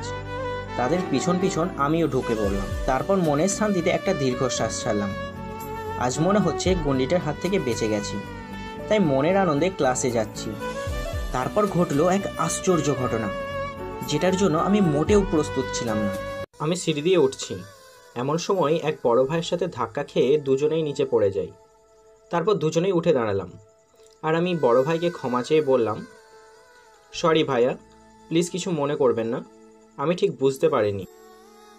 তোর এত বড় সাহস, তুই আমাকে ধাক্কা মেরে ফেলে দিলি? জানিস আমি কে? বলেই আমার গালে ঠাস করে চড় মারে। তারপর আমি ছেলেটাকে বললাম, গায়ে হাত তুলছেন কেন ভাইয়া? আমি তো সরি বললাম। এতক্ষণে এদিকে তামাশা দেখার জন্য ছাত্রছাত্রীরা দৌড়ে চলে এসেছে, আর সবাই ভিড় করে দাঁড়িয়েছে আমাদের চারপাশে। তারপর ছেলেটা আমায় বলল, আমার মুখে মুখে কথা কো সিনিয়রের সাথে, তোকে তো আজ। বলেই আমার পেটে সজোরে একটা ঘুষি মারে। আমি নিজেকে সামলাতে পারিনি, যে কারণে মাটিতে পড়ে গেলাম। আর পড়ে থাকা একটা পাথরের সাথে আমার মাথায় আঘাত লাগে। মাথায় প্রচণ্ড ব্যথা করছে, তাই মাথায় হাত দিয়ে দেখি রক্ত দিয়ে হাত ভরে গেছে। আমার মাথায় রক্ত দেখে ছেলেটা সেখান থেকে দৌড়ে পালালো। কিছুক্ষণের মধ্যেই দেখি তানিয়া আর তার বান্ধবীরাও আসলো। তানিয়া দৌড়ে এসে আমাকে ধরে ওঠালো। তারপর তানিয়া তার রুমালটা আমার মাথায় বেঁধে দিল। আমার এই অবস্থা দেখে মনে হচ্ছে তানিয়ার চোখ পানিতে টলমল করছে, কিন্তু তা প্রকাশ করতে পারছে না। তারপর তানিয়া আমাকে ধরে সিঁড়িতে বসালো, আর রাগী কণ্ঠে আমাকে জিজ্ঞাসা করলো, তোমার গায়ে কে হাত তুলেছে? কার এত বড় সাহস? আমি তানিয়াকে বললাম, আমি তার নাম জানি না, তবে আমাদের সিনিয়র হয়। নিকুচি করেছে সিনিয়রে, ওর সাহস কি করে হয় তোমার গায়ে হাত তোলার? তোরা কেউ দেখেছিস তনয়কে কে মেরেছে? তানিয়া দাঁড়িয়ে থাকা ছাত্রছাত্রীদের জিজ্ঞাসা করলো। তাদের মধ্যে থেকে একজন ছেলেটার নাম বলল। ছেলেটার নাম নাকি রাকিব। ওই রাকিবের বাচ্চাকে আমি যেন 10 মিনিটের মধ্যে ক্যাম্পাস মাঠে পাই। তানিয়া চিৎকার করে তার বান্ধবীদের বলল। আর কথা শুনে নীলা বলল, তুই কোনো চিন্তা করিস না, দেখ আজর কি অবস্থা করি। কথাগুলো বলেই নীলা আর বাকি বান্ধবীরা সেখান থেকে চলে গেল। তারপর তানিয়া আমাকে ধরে ওঠালো আর বলল, চলো আমার সাথে। কোথায় যাব? তোমার মাথায় ব্যান্ডেজ করিয়ে নিয়ে আসি। না থাক, লাগবে না, আমি ঠিক আছি। বেশি কথা বললে তোকেও মারবো। আমাকে চোখ রাঙিয়ে বলল। কে শোনে কার কথা? আমাকে দাঁড় করিয়ে এক হাতে পিছন থেকে জড়িয়ে ধরে আস্তে আস্তে হাঁটতে লাগলো। তানিয়া আমাকে এমনভাবে জড়িয়ে ধরায় আমার কেমন যেন অস্বস্তি লাগছিল। তাই আমি তানিয়াকে বললাম, আমাকে ছেড়ে দাও, আমি একাই হাঁটতে পারবো। তোকে কিন্তু বেশি কথা বলতে বারণ করেছি, তাই তুই চুপ থাক। কিছু করার নেই, না হলে আবার ব্যথার ওপর ব্যথা দেবে, তাই চুপ করে হাঁটতে লাগলাম। তারপর তানিয়া আমাকে একটা ফার্মেসিতে নিয়ে আসলো, আর ভালো করে ওয়াশ করে মাথায় ব্যান্ডেজ করে দিল। তারপর তানিয়া আমাকে ফার্মেসি থেকে ক্যাম্পাসের মাঠে নিয়ে আসে। এসে দেখি রাকিব, মানে যে আমাকে মেরেছে সেই ছেলেটা মাঠের মধ্যে পড়ে আছে। তানিয়া আমাকে রাকিবের কাছে নিয়ে গেল, আর রাকিবের পেটে একটা ঘুষি মেরে রাকিবকে বলল, তুই তনয়কে মেরেছিস কেন? আমার ভুল হয়ে গেছে, আর কোনোদিন হবে না এমনটি। তানিয়া রাকিবের কলার চেপে ধরল, আর রাগীভাবে রাকিবকে বলছে, এর আগেও অনেকবার তোর নামে কমপ্লেন এসেছে আমার কাছে, কিন্তু আমি তখন কিছু করিনি, তবে আজ তোকে আর ছাড়ছি না। কথা শেষ করে রাকিবকে ইচ্ছে মতো মারতে লাগলো। আমি তানিয়াকে অনেকবার বাধা দিতে গেলাম, কিন্তু কোনো লাভ হয়নি। আমাকে ধাক্কা দিয়ে সরিয়ে আবার মারে। মারতে মারতে রাকিবকে রক্তাক্ত করে ফেলেছে। মনে হচ্ছে আর কিছুক্ষণ এভাবেই চললে রাকিব তো মরেই যাবে। তাই খারাপ কিছু ঘটার আগেই তানিয়াকে থামাতে হবে। তাই আমি সবার সামনেই তানিয়াকে জড়িয়ে ধরলাম। তারপর তানিয়া একটু অবাক হয়ে যায়, তাই মারা থামিয়ে অবাক চোখে আমার দিকে তাকিয়ে আছে। আর আমি তানিয়াকে বললাম, আর মারলে ও তো এবার মরে যাবে, ছেড়ে দাও ওকে। তানিয়া একটু মলিনভাবে আমাকে বলল, আজ ওকে মেরেই ফেলবো, ছেড়ে দাও আমাকে। ওর সাহস কিভাবে হয় তোমার গায়ে হাত তোলার? মনে হচ্ছে ছেলেটা আমাকে মারায় তানিয়া অনেক কষ্ট পেয়েছে। তাই আমি তানিয়ার হাত ধরে তানিয়াকে বললাম, প্লিজ ওকে ছেড়ে দাও। তারপর তানিয়া ছেলেটার উদ্দেশ্যে বলল, দেখ হারামজাদা, তুই যাকে মেরেছিস সেই তোকে বাঁচালো, না হলে আজ তোকে আমি মেরেই ফেলতাম। তারপর তানিয়া আমাকে একটা গাছের নিচে বসালো আর 2-3 জন ছেলেকে দিয়ে রাকিবকে হাসপাতালে পাঠিয়ে দিল। রাকিবকে মারার সময় তানিয়া কেমন যেন পাগলের মতো হয়ে গিয়েছিল আর ওর চেহারা পুরো লাল হয়ে গিয়েছিল। তারপর তানিয়া আমার হাত ধরে বলল, আজ আর ক্লাস করতে হবে না, চলো তোমায় বাসায় দিয়ে আসি। কথা শুনে মনে হচ্ছে তানিয়া অনেক ক্লান্ত হয়ে গেছে। তাই আমি বললাম, তোমাকে অনেক ক্লান্ত মনে হচ্ছে, তুমি তোমার বাসায় চলে যাও, আমি একাই বাসায় যেতে পারবো। তুমি না সব সময় বেশি বোঝো। আমি যখন বলেছি তোমায় বাসায় নিয়ে যাব, তো নিয়েই যাব, এটাই শেষ কথা। আমি আর কথা না বাড়িয়ে বললাম, আচ্ছা চলো। বেচারি এমনি আমার জন্য অনেক কষ্ট করেছে, তাই আর কথা বাড়ালাম না। একটা রিক্সা করে দুজনে বাসায় চলে আসলাম। আসার সময় তানিয়া আমার একটা হাত জড়িয়ে ধরেছিল, এমনভাবে ধরেছিল মনে হচ্ছে আমাকে ছাড়লেই আমি পালিয়ে যাব। আমি বারবার বলছি আমি এখন সুস্থ আছি, কিন্তু কে শোনে কার কথা? উনি নাকি আমার হাত ধরেই রাখবেন। বাসার নিচে সে রিক্সা থেকে নামলাম। তানিয়া নিজেই রিক্সা ভাড়া দিয়ে দিল। তারপর আবার আমার হাত ধরেছে। বাসায় এসে কলিং বেল বাজালাম। আম্মু এসে দরজা খুলে দিল। আমার এমন অবস্থা দেখে আম্মু চিন্তিত হয়ে বলল, কি হয়েছে তোর? মাথায় ব্যান্ডেজ করা কেন? কিছু না, সিঁড়ি দিয়ে উঠতে গিয়ে পড়ে গিয়েছিলাম। তুই মিথ্যা কথা বলছিস, বল কি হয়েছে তোর? আমার কিছু হয়নি, আগে তো ভিতরে আসতে দাও। আম্মু এখনও তানিয়াকে লক্ষ্য করেনি। তানিয়া আমার পিছনে দাঁড়িয়ে আছে আর আম্মু ভিতরে যেতে যেতে বলল, আয় ভিতরে আয়। তারপর আমরা সবাই ভিতরে আসলাম।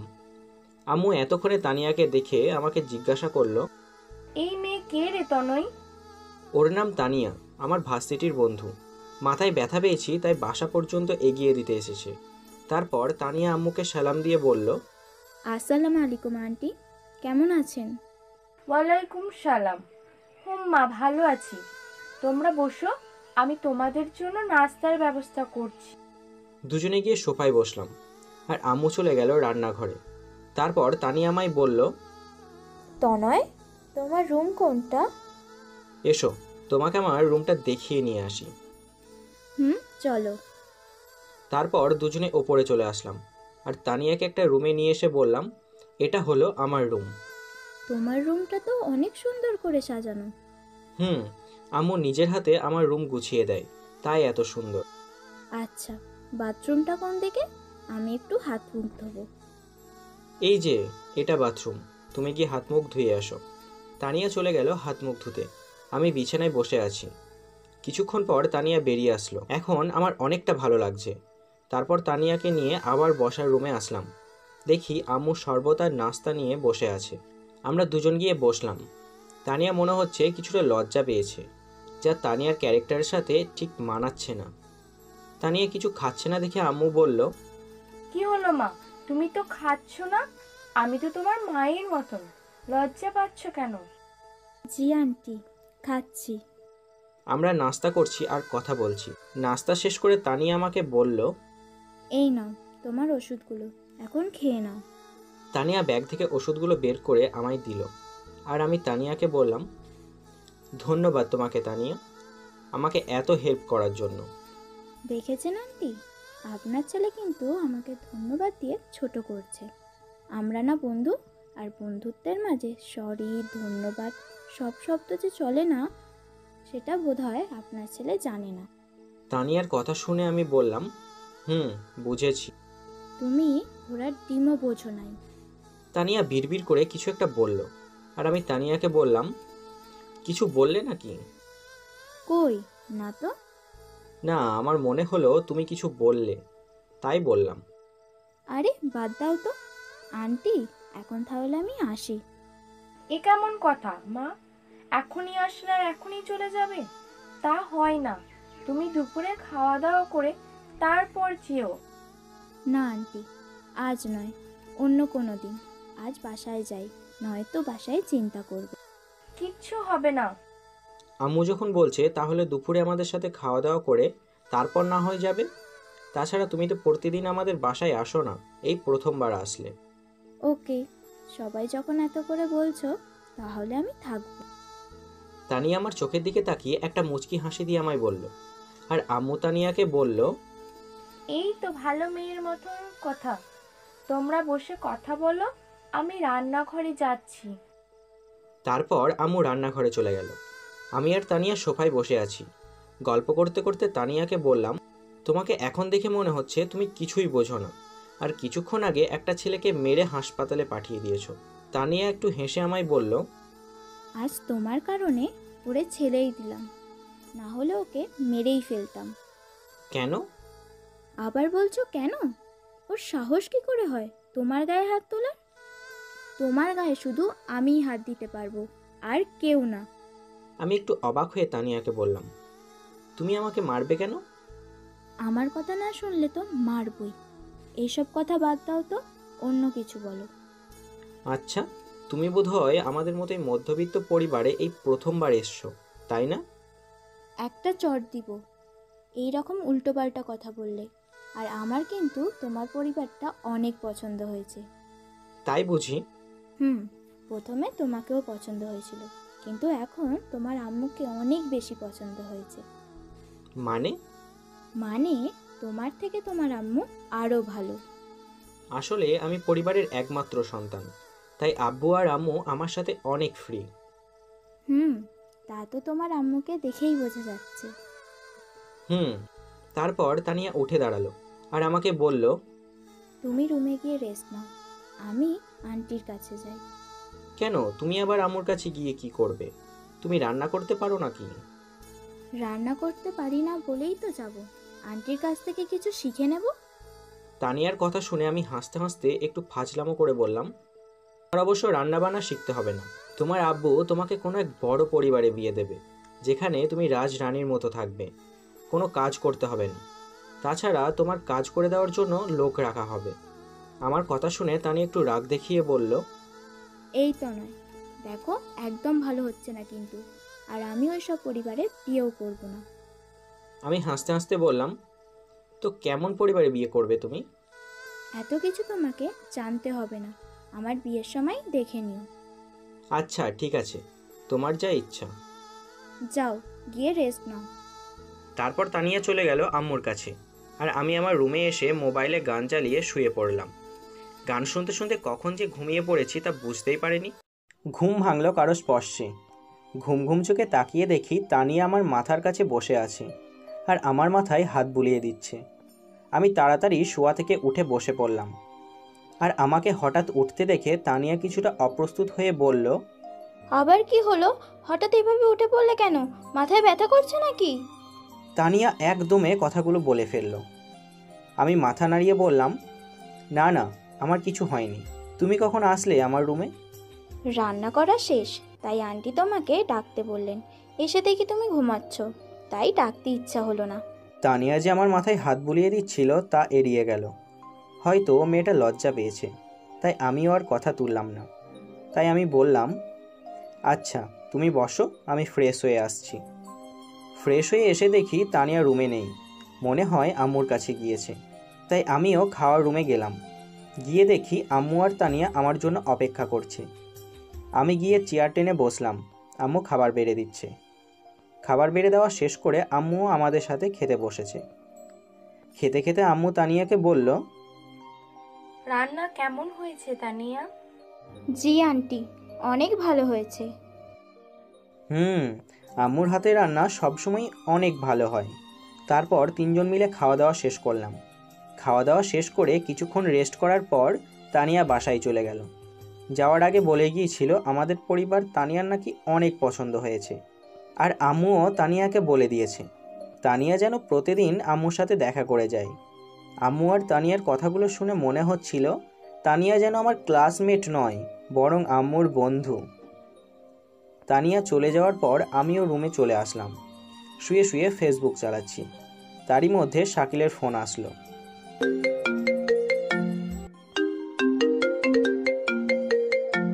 হ্যালো দোস্ত, কি করছিস এখন? এই তো দোস্ত, বাসায় শুয়ে আছি। এখন কেমন আছিস দোস্ত? দোস্ত, এখন মোটামুটি ভালোই আছি। নীলা আমায় ফোন দিয়ে বলল রাকিব নামের একটা ছেলে তোকে নাকি মেরেছে। আরে ও কিছু না, হালকা একটু কেটে গিয়েছিল।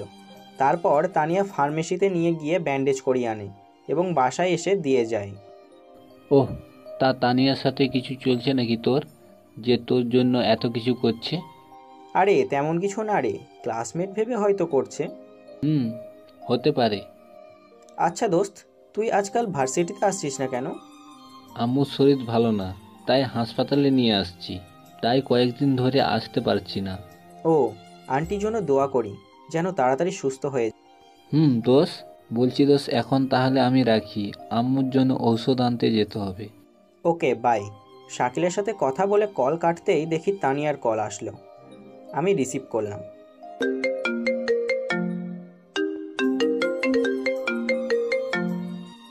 এই, তোমার নাম্বার বিসি দেখাচ্ছিল কেন?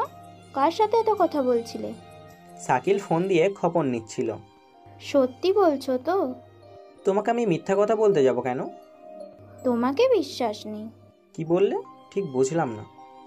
না, সেরকম কিছু না, ওসব কথা বাদ দাও। এখন বলো কেমন আছো? কিছুক্ষণ আগে না আমায় দেখে গেলে ভালো আছি, তাহলে? সে তো অনেকক্ষণ হয়ে গেল। ও তাই নাকি? আচ্ছা, বাসায় কখন গেলে? এই তো আসলাম, আর এসেই তোমাকে ফোন করলাম। ও, তারপর আরও কিছুক্ষণ কথা বলে ফোন কেটে দিই। ভাবছি তানিয়া মেয়েটা আমাকে নিয়ে মনে হয় একটু বেশিই চিন্তাভাবনা করছে। কেন করছে যার উত্তর আমার কাছে নেই। দেখতে দেখতে 2 মাস হয়ে গিয়েছে এই নতুন ভার্সিটিতে ভর্তি হয়েছি। আর আমি যে ব্যথা পেয়েছিলাম তা 3-4 দিনের মধ্যেই ভালো হয়ে যায়। তবে রাকিব পুরো 13 দিন হাসপাতালে ভর্তি ছিল। আহা, কি মারটাই না দিল। আমি থাকলে তো মরেই যেতাম। আর তানিয়া, ওনার কথা কি বলবো, সারাক্ষণ শুধু আমায় শাসন করে যাবে। এটা করো, ওটা করো, আমার সাথে এখানে যাবে, ওখানে যাবে, ইত্যাদি ইত্যাদি।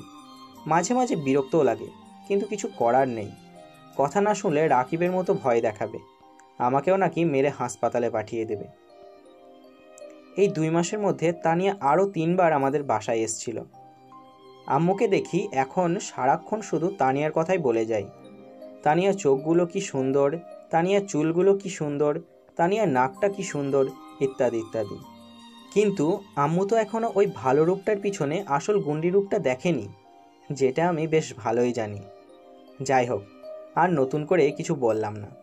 এখন ভার্সিটির ক্লাস শেষ, ক্যাম্পাসের এক কোণে দাঁড়িয়ে আছি। আজ নীলা আমাকে একা দেখা করতে বলেছে। আমার কাছে কি জানি কি একটা হেল্প নেবে। বেশ কিছুক্ষণ দাঁড়িয়ে থাকার পর নীলা আসলো।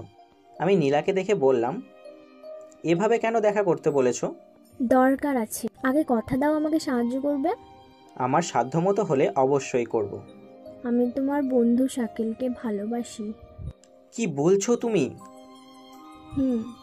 আমি শাকিলকে ওই কলেজ লাইফ থেকে ভালোবাসি, কিন্তু দেখো না, আমার সাথে ভালো করে কথাও বলে না। অনেক কষ্ট করে ফোন নাম্বারটা নিয়েছিলাম। তাছাড়া আমি একদিন শাকিলকে জিজ্ঞেসও করেছিলাম, তুমি আমার সাথে কথা বলো না কেন? জানো শাকিল আমায় কি বলেছিল? কি বলেছিল? বলেছে ওর নাকি আমার সাথে কথা বলতে ভয় করে, তাই আমার সাথে কথা বলে না। এখন যা করার তোমাকেই করতে হবে। আমি আবার কি করব? তুমি শাকিলের বেস্ট ফ্রেন্ড। তুমি যদি শাকিলকে বলো যে আমি ওকে এত দিন ধরে ভালোবেসে যাচ্ছি, তাহলে ও তোমার কথা শুনবে। তাছাড়া শাকিল তোমার কথা কখনো ফেলবে না। প্লিজ আমার উপরে এই উপকারটুকু করে দাও, আমি শাকিলকে ছাড়া বাঁচবো না। থাক থাক, আমার বন্ধুর জন্য আর তোমাকে মরতে হবে না। আমি সব কিছু সামলে নেব, তুমি কোনো চিন্তা করো না। মনে করো আগামীকাল থেকেই শাকিল তোমার। অনেক ধন্যবাদ তোমাকে। এখন চলো যাওয়া যাক। কখন আবার কে চলে আসে, আমাদের এভাবে দেখলে খারাপ ভাবতে পারে। যাব। তার আগে এই চিঠিটা নাও, এটা শাকিলকে দিয়ে দিও প্লিজ। দিয়ে দেব। কথাটা বলে আমি নীলার হাত থেকে চিঠিটা নিলাম। আমাদের কথার মাঝে হঠাৎ কোথা থেকে যেন তানিয়া চলে আসলো। দেখে মনে হচ্ছে অনেক রেগে আছে। তোর হাতে কি রে এটা? আমাকে দে দেখি। এটা একটা চিঠি, আর এটা তোমাকে দেওয়া যাবে না। অন্য কারো চিঠি এভাবে পড়া উচিত নয়। আমি তানিয়া থেকে চিঠিটা সরিয়ে নিয়ে বললাম, আর তানিয়া আরও রেগে গিয়ে আমাকে বলল, আমি কিন্তু রেগে আছি, আর আমাকে বেশি কথা বলাবি না। চিঠিটা দে বলছি, নয়তো তোর কপালে অনেক কষ্ট আছে। কথাটা বলেই আমার হাত থেকে চিঠিটা নিয়ে নিল, আর শব্দ করে তানিয়া চিঠিটা পড়তে লাগলো। প্রিয় ভালোবাসা, যেদিন আমি তোমাকে প্রথম দেখেছিলাম সেদিন আমার ছোট্ট মনে তোমার নামটি লেখা হয়ে গিয়েছিল। আমি তোমাকে ভালোবেসে ফেলেছি। সেটা যে কতটা আমি তা নিজেও জানি না। তোমাকে এক নজর দেখার জন্য ছটফট করতাম। আমি যে তোমায় অনেক ভালোবাসি সেটা বারবার তোমাকে বলতে গিয়েও বলতে পারিনি, যদি তুমি আমায় ফিরিয়ে দাও এই ভয়ে। কিন্তু আজ আমি তোমায় বলছি, আমি তোমাকে অনেক ভালোবাসি। আমি তোমায় ছাড়া বাঁচব না। প্লিজ আমাকে ফিরিয়ে দিও না। I love you so much. ইতি, তোমার ভালোবাসার অপেক্ষায় থাকা আমি নীলা। চিঠিটা পড়েই তানিয়া কান্না করতে লাগলো, আর কাঁদতে কাঁদতে আমার দিকে আঙুল তুলে বলল, আমি তোকে অনেক ভালো মনে করেছিলাম। সেই প্রথম দিন থেকে তোকে আগলে আগলে রেখেছি, কিন্তু তুই আমার বিশ্বাস নিয়ে এইভাবে খেলা করেছিস। কি বলছো এসব? আমি তো কিছুই বুঝতে পারছি না। তারপর তানি আমার গালে কষে একটা চড় বসিয়ে দিল। তারপর বলল, আর একটাও কথা বলবি না আমার সাথে। তোর সাথে আমার আর কোনো কথা নেই। তাই থাক তুই তোর নীলাকে নিয়ে। আমার গায়ে হাত তুলে এই প্রথমবার তানিয়া অনেক কষ্ট পেয়েছে। এখন আরও বেশি কান্না করছে। তাই আমি তানিয়াকে বললাম, তুমি যা ভাবছো। আমাকে কোনো কথা বলতে না দিয়ে আবার একটা চড় বসিয়ে দিয়ে বলল, বললাম না আমার সাথে আর কখনো কথা বলবি না। তুই কি শুরু করছিস এইসব? নীলা বলল তানিয়াকে। আর তানিয়া নীলাকে মারতে গিয়েও হাত থামিয়ে নিল, আর নীলাকে রাগ দেখিয়ে বলল, আমি তো তোকে সব কিছু বলেছিলাম, তারপরেও তুই আমার কাছ থেকে এইভাবে সব কিছু কেড়ে নিলি। তুই না আমার বেস্ট ফ্রেন্ড ছিলি, তাহলে কিভাবে আমার সাথে এইরকমটা করতে পারলি? তুই যা ভাবছিস সব কিন্তু ভুল ভাবছিস। একবার মন দিয়ে আমার কথা শোন, তাহলে সব বুঝতে পারবি। থাক, এখন আর তোদের শাক দিয়ে মাছ থাকতে হবে না। আর তোকে যেন আমার সামনে না দেখি, তাহলে জানে মেরে ফেলবো। তানিয়া কথাগুলো আমাকে উদ্দেশ্য করে বলল, আর বলেই তানিয়া কান্না করতে করতে চলে গেল। তানিয়ার কথাগুলো সব আমার মাথার ওপর দিয়ে যাচ্ছে। বুঝলাম না চিঠিটা পড়ে এত রিয়্যাক্ট করার কি ছিল। গালে হাত দিয়ে দাঁড়িয়ে আছি, আর চারপাশে ছাত্রছাত্রীরা তামাশার মজা নিচ্ছে। সরি তনয়, আমার জন্য এই সব কিছু হলো। আরে এতে সরি বলার কি আছে? তুমি বাসায় যাও, আমি শাকিলকে সব বুঝিয়ে বলবো। মনে মনে কষ্ট হলেও একটা মিথ্যা হাসি দিয়ে নীলাকে বললাম। তারপর নীলা চলে গেল। আমি এখন ক্যাম্পাসেই দাঁড়িয়ে আছি। আমার এত বড় অসম্মান এর আগে কখনো হয়নি। এত মানুষের সামনে এভাবে অসম্মান না করলেও পারত। সত্যি খুব কষ্ট হচ্ছে, বুকের ভিতরটা যেন ফেটে যাচ্ছে। পুরো ক্যাম্পাস খালি হওয়ার পর আমি বেরিয়েছি। এতক্ষণ এক জায়গাতেই দাঁড়িয়েছিলাম। আস্তে আস্তে হেঁটে বাসার দিকে যাচ্ছি, আর মনকে হালকা করার চেষ্টা করছি, কিন্তু কিছুতেই তা হচ্ছে না। বাসার নিচে এসে কলিং বেল বাজালাম, আর আম্মু এসে দরজা খুলে দিল। কি রে, তোর মুখটা এমন হয়ে আছে কেন? তোর কি কিছু হয়েছে? না আম্মু, কিছু হয়নি। তোর আওয়াজ এমন লাগছে কেন? বললাম তো কিছু হয়নি, আগে আমাকে ভিতরে আসতে দাও তো। আম্মুকে আর কিছু বলার সুযোগ না দিয়ে আমি রুমে চলে আসি। তারপর ব্যাগটা রেখে গোসল করতে চলে গেলাম। গোসল করে এসে রুমে বসে আছি। আজ আর খাওয়া দাওয়া করতে যাইনি, তাই কিছুক্ষণ পর আম্মু আমার রুমে আসলো, আর আমার পাশে বসে বলল, তোর কি শরীর খারাপ লাগছে? আমায় বল কি হয়েছে? না আম্মু, কিছু হয়নি। তাহলে তুই খেতে আসলি না কেন? আমার পেট ভরা আছে, তাই আজ খেতে যাইনি। তুই আমাকে মিথ্যে কথা বলছিস? কি ভেবেছিস আমি বুঝতে পারবো না? আম্মু আমার হাতটা ধরে বলল। মনে হচ্ছে আম্মুও কিছু খায়নি, তাই আম্মুকে বললাম, চলো তাহলে আমরা একসাথে খাবো। আমি আম্মুকে জোর করে নিয়ে আসলাম খাওয়ার জন্য। আমার জন্য তো আম্মুকে চিন্তায় ফেলতে পারি না, তাই আম্মু আর আমি একসাথে খাওয়া দাওয়া করলাম। খাওয়া দাওয়া শেষ করে আমার রুমে চলে আসলাম। মোবাইলটা হাতে নিয়ে শাকিলকে ফোন দিলাম।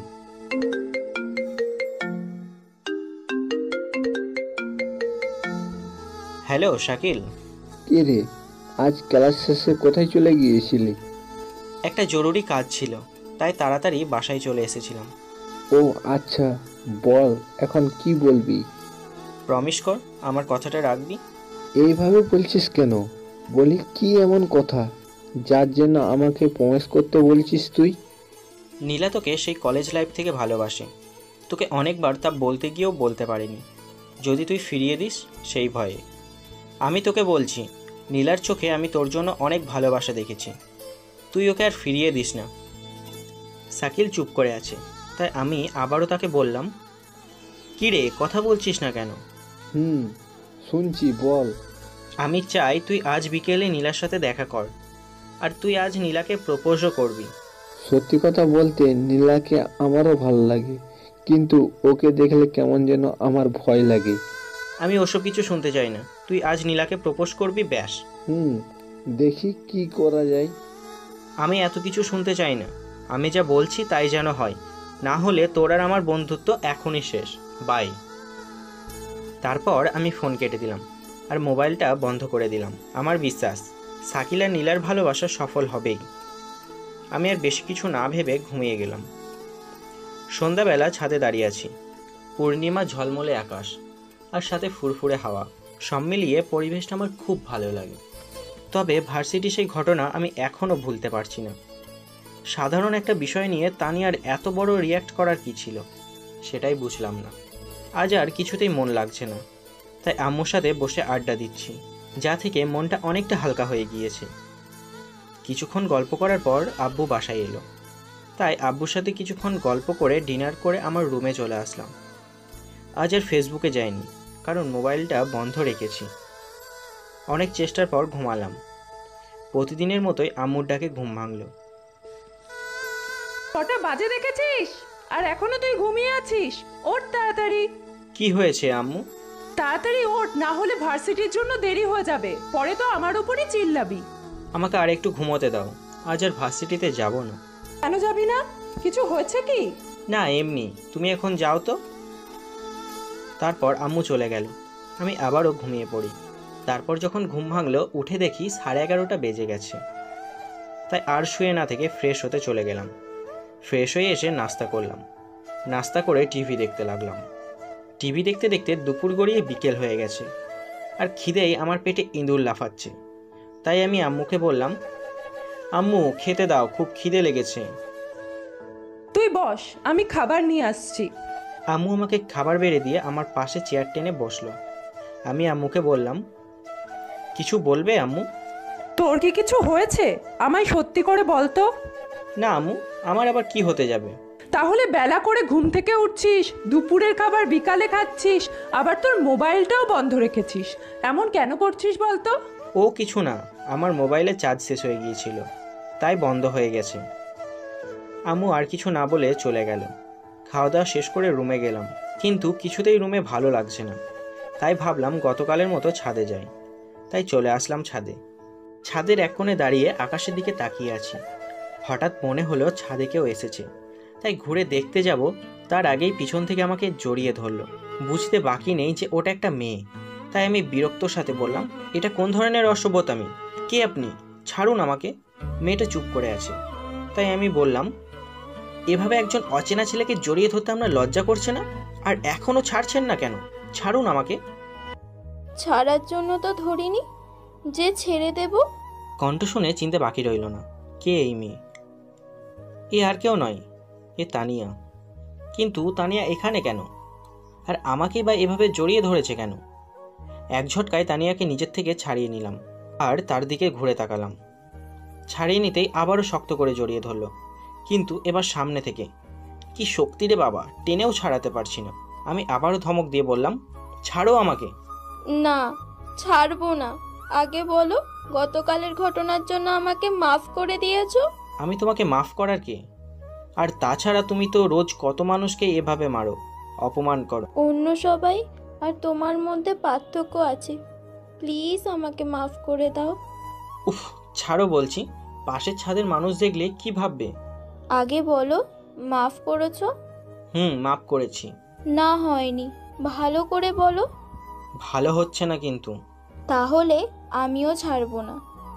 মনে হচ্ছে এই মেয়েটা আমাকে পাগল করেই ছাড়বে, তাই একরকম বাধ্য হয়েই তানিয়াকে বললাম, তানিয়া, গতকালের ঘটনায় আমি কিছুই মনে করিনি, তারপরও আমি তোমাকে মাফ করে দিচ্ছি, এখন আমাকে ছাড়ো। তানিয়া আমাকে ছেড়ে সামনে দাঁড়িয়ে আছে, কোনো কথা বলছে না। তানিয়ার মুখের দিকে তাকিয়ে আমি তো অবাক। ওর চোখগুলো লাল হয়ে আছে, মনে হচ্ছে অনেক কান্নাকাটি করেছে, আর মুখটাও একদম শুকিয়ে গেছে, মনে হচ্ছে ঠিকঠাক খাওয়া দাওয়া করেনি। কেন জানি না তানিয়ার এমন অবস্থা দেখে আমার অনেক খারাপ লাগছে। তাই তানিয়ার উপর অনেক রাগ জমে থাকা সত্ত্বেও ওকে জিজ্ঞাসা করলাম, তোমার চেহারার এরকম অবস্থা কেন? তোমার জন্য। তানিয়া আমার চোখের দিকে তাকিয়ে বলল। আমি তো একটু অবাক হয়ে বললাম, আমার জন্য? আমি আবার তোমাকে কি করলাম? উল্টে তুমিই তো আমাকে কাল সবার সামনে চড় মারলে। হ্যাঁ, তোমার জন্যই তো আমার এই অবস্থা। আমাকে একবার বুঝিয়ে বলবে তুমি ঠিক কি বলতে চাইছো? তুমি কি কিছুই বুঝতে পারছো না? তানিয়া করুণ দৃষ্টিতে আমার দিকে তাকিয়ে কথাটা বলল, আর আমি বললাম, তুমি কিছু না বললে আমি কি করে বুঝবো বলো? তুমি কি জানো গতকাল কেন আমি তোমার সাথে খারাপ ব্যবহার করেছিলাম? না, আমি কি করে জানবো?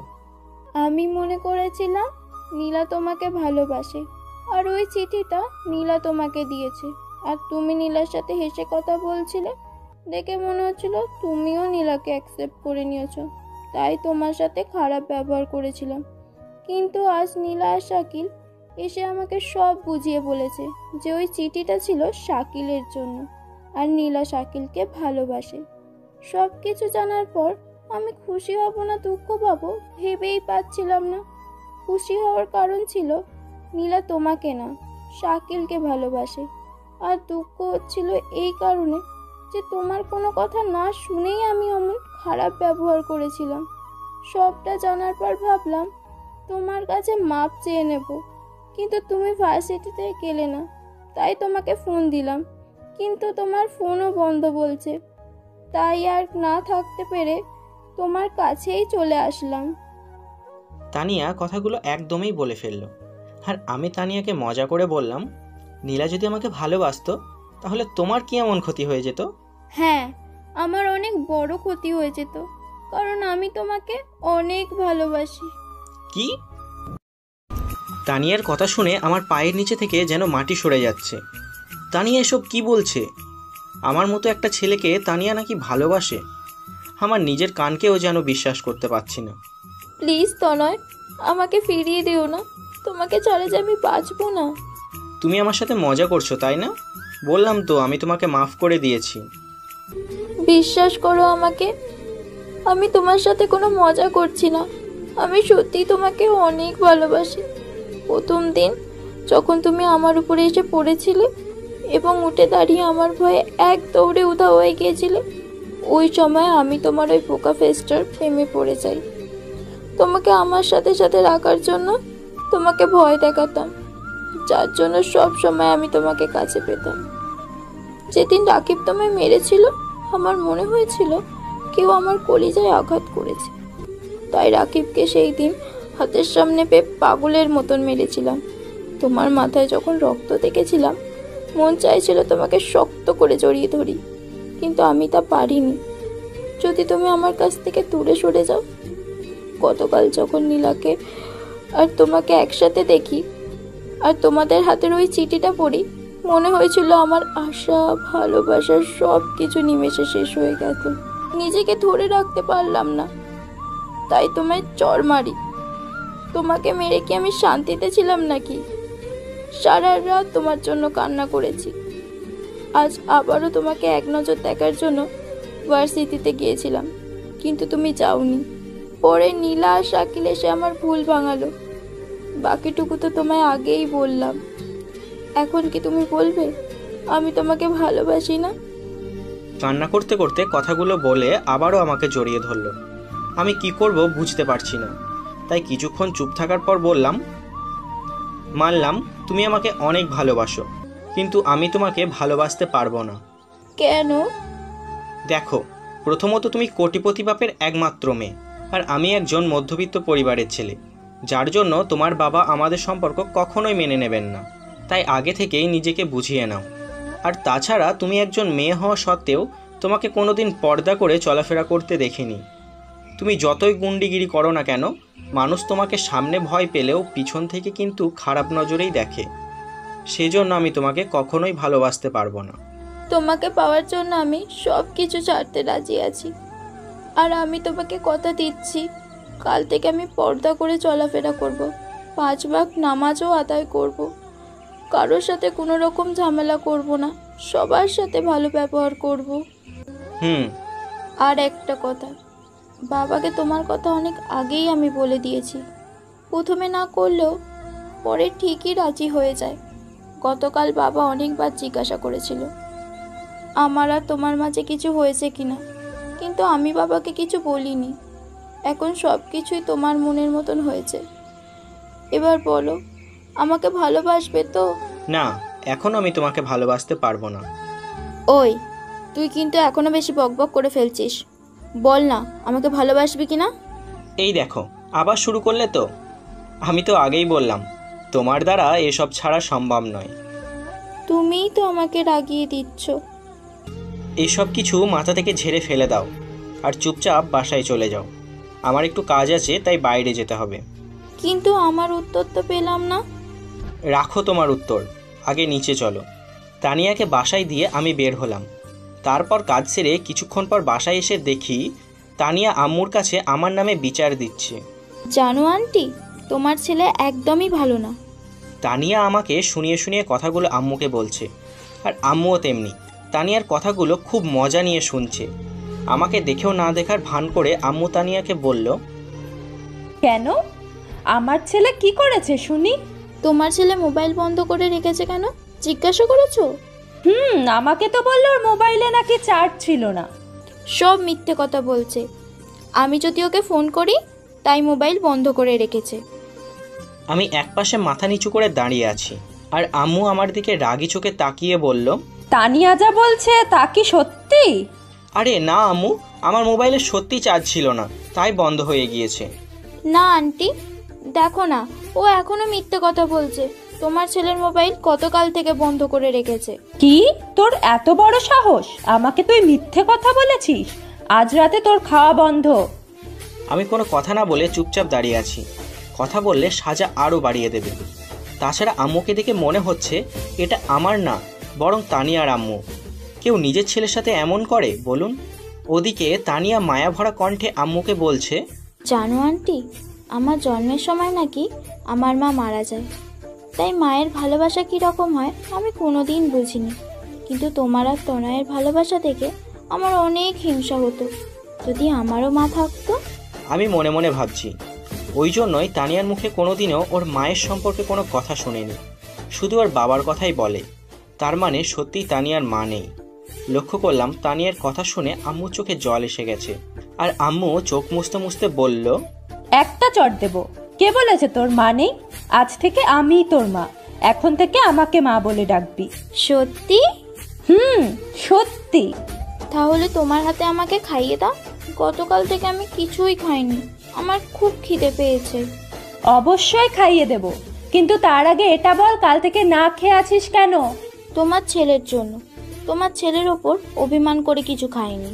তুই আগে খেয়ে নে, তারপর অভিমান ভাঙার ব্যবস্থা করছি।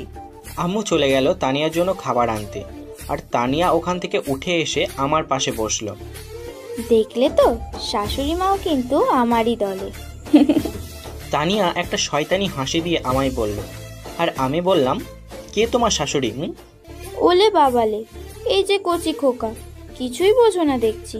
কেন গো, তোমার মাই হলো আমার শাশুড়ি মা। দেখছি মেয়েটা স্বপ্ন দেখতে দেখতে অনেক দূর চলে গেছে, তাই আমি বললাম, এবার স্বপ্ন দেখা বন্ধ করো। আমি যা স্বপ্ন দেখি তা নিজের করেই পেয়ে থাকি, বুঝলে? আম্মু খাবার এনে তানিয়াকে খাইয়ে দিচ্ছে, আর ও আমাকে দেখিয়ে দেখিয়ে খাচ্ছে। কি মেয়ে দেখেছেন? যেই দেখলো আমার সাথে আর পেরে উঠছে না, অমনি আম্মুকে হাত করতে শুরু করে দিয়েছে। আমি ওর সাথে রাগ দেখাচ্ছি কোথায় ওর চলে যাওয়ার কথা, কিন্তু না গিয়ে আমার আম্মুর হাতে খাবার খাচ্ছে। এই মেয়ে যদি ভবিষ্যতে আমার বউ হয় তাহলে আমি নিশ্চিত আমার জীবন তেজপাতা বানিয়েই ছাড়বে। যতই বলুক না কেন ও ভালো হয়ে যাবে, ভালো হবে সেই অন্যের কাছে, কিন্তু আমার কাছে গুন্ডিগিরিই করবে। তবে সত্যি বলতে ভালোবাসা কি তা আগে না জানলেও এখন বেশ উপলব্ধি করতে পারছি। কারণ তানিয়া গতকাল আমাকে যখন চড় মেরেছিল তখন আমার একটুও কষ্ট হয়নি, কিন্তু যখন বলেছিল ও আমার সাথে কখনো কথা বলবে না তখন অনুভব করেছিলাম আমার বুকে সেই চিনচিন ব্যথা। গতকালে সেই ঘটনা না ঘটলে মনে হয় আমি কোনোদিনও বুঝতে পারতাম না যে আমার মনেও তানিয়ার জন্য অনেক ভালোবাসা লুকিয়ে আছে। হ্যাঁ, আপনারা যা ভাবছেন তা সত্যি, আমিও তানিয়াকে ভালোবেসে ফেলেছি। আর তানিয়াকে তো তখনই মাপ করে দিয়েছিলাম যখন আমাকে জড়িয়ে ধরে কান্না করছিল। তখন তানিয়ার চোখের পানিতে আমার সব রাগ অভিমান ভেসে গেছে। তবে এখনই তানিয়াকে কিছু বলবো না, আগে তানিয়াকে সঠিক পথে আনতে হবে, একজন শান্ত মেয়েতে পরিণত করতে হবে। মারামারি ঝগড়াঝাটি থেকে তানিয়াকে ফিরিয়ে আনতে হবে, ক্লাসের ভালো স্টুডেন্টে পরিণত করতে হবে। আর আমার বিশ্বাস ভালোবাসার টানে তানিয়া এই কাজগুলো খুব সহজেই করতে পারবে। আগে তানিয়াকে নিজের মতো তৈরি করে নিতে চাই। তানিয়ার খাওয়া শেষ। তানিয়া আম্মুকে বলল, আম্মু এবার আমায় বাসায় যেতে হবে। তোদের আব্বু এখনই চলে আসবে, দেখা করে তারপর না হয় যাস।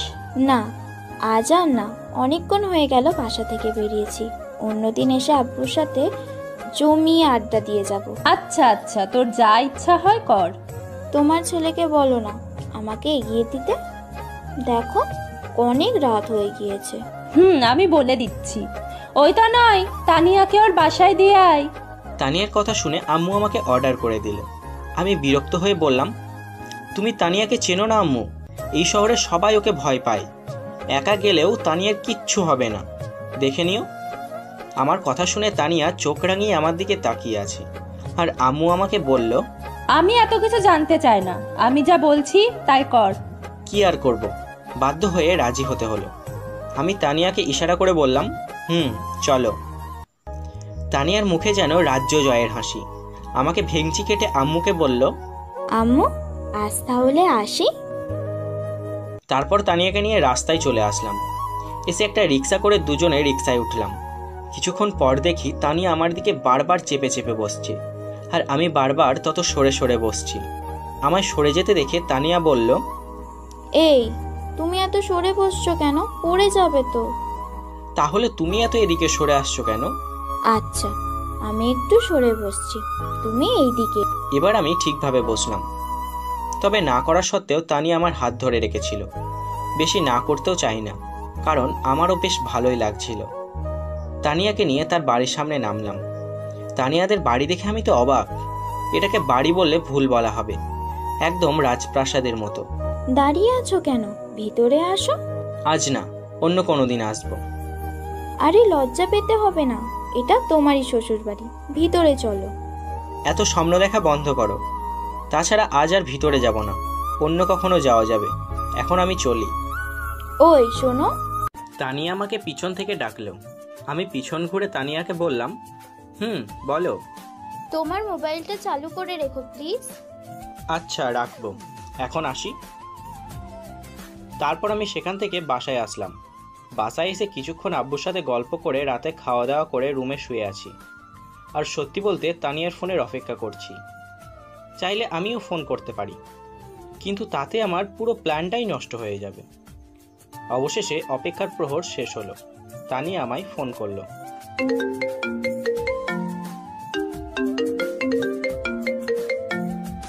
হ্যালো। হ্যালো, আমার জন্য বুঝি অপেক্ষা করছিলে? আমার তো আর খেয়ে দিয়ে কাজ নেই যে তোমার জন্য অপেক্ষা করব। সেটা তো তোমার কথা শুনেই বুঝতে পারছি যে অপেক্ষা করছিলে। তা বলো, কেমন আছো? কিছুক্ষণ আগেই না দেখে গেলে কেমন আছি। উফ, একটু ভালোবেসে কথা বলো না। কার সাথে? কার সাথে আবার? আমার সাথে? আমি শুধু আমার বউয়ের সাথেই ভালোবেসে কথা বলবো, অন্য কারোর সাথে নয়। ভালো, তাহলে এখন থেকে প্র্যাকটিস করতে থাকো আমার সাথে। তুমি আবারও স্বপ্ন দেখতে শুরু করলে? তুমি সত্যিই পারো বটে।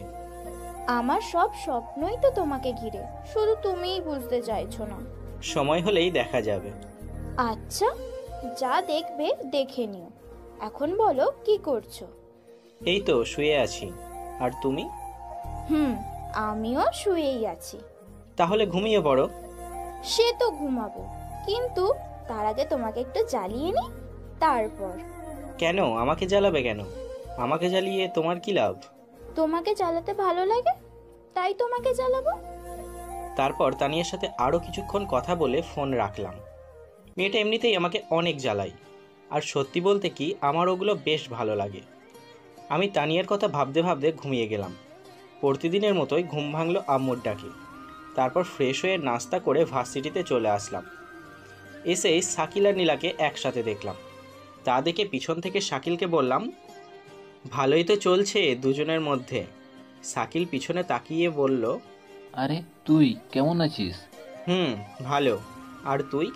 আমিও ভালো আছি। শাকিল হাসতে হাসতে আমায় বলল। তারপর নীলা আমায় বলল, ভাইয়া তুমি তানিয়াকে মাফ করে দাও প্লিজ। তানিয়া তোমাকে অনেক ভালোবাসে, তাই অমন করেছিল। আচ্ছা, কাল আসলি না কেন? আরে ওইসব কথা বাদ দে, এখন ক্লাসে চল। তারপর আমরা তিনজন ক্লাসের দিকে যাচ্ছি। নীলা আর শাকিল আগে আগে হাঁটছে, আর আমি তাদের পিছন পিছন। কিন্তু এখনও তানিয়াকে দেখলাম না, তাই চারিদিকে উকি মারছি, দেখছি তানিয়া এসেছে কিনা। আমরা ক্লাসে চলে আসলাম, কিন্তু তানিয়া ক্লাসেও নেই। আমি গিয়ে একটা বেঞ্চে বসলাম।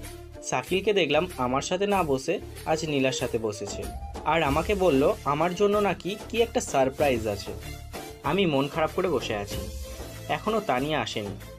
হঠাৎ আমার পাশে একজন বোরকা পরা মেয়ে বসে পড়ল। আমি একটু অবাক হয়ে মেয়েটাকে বললাম, এই আপনি এখানে বসছেন কেন? উঠে যান বলছি। মেয়েটা চুপ করে আছে, তাই আমি বললাম, আপনি তানিয়াকে চেনেন? আপনাকে যদি দেখে আমার পাশে বসেছেন, তাহলে আপনাকে এই ভার্সিটি ছাড়া করবে বলে দিলাম। মেয়েটা হাসতে লাগলো, তাই আমি একটু ধমক দিয়ে বললাম, ওই মেয়ে আপনি হাসছেন কেন? মেয়েটা হাসতে হাসতে মুখের থেকে বোরকার সামনের অংশটা সরালো। মুখ থেকে আমি তো হাঁ করে আছি। আসলে মেয়েটি অন্য কেউ নয়, মেয়েটি হলো তানিয়া।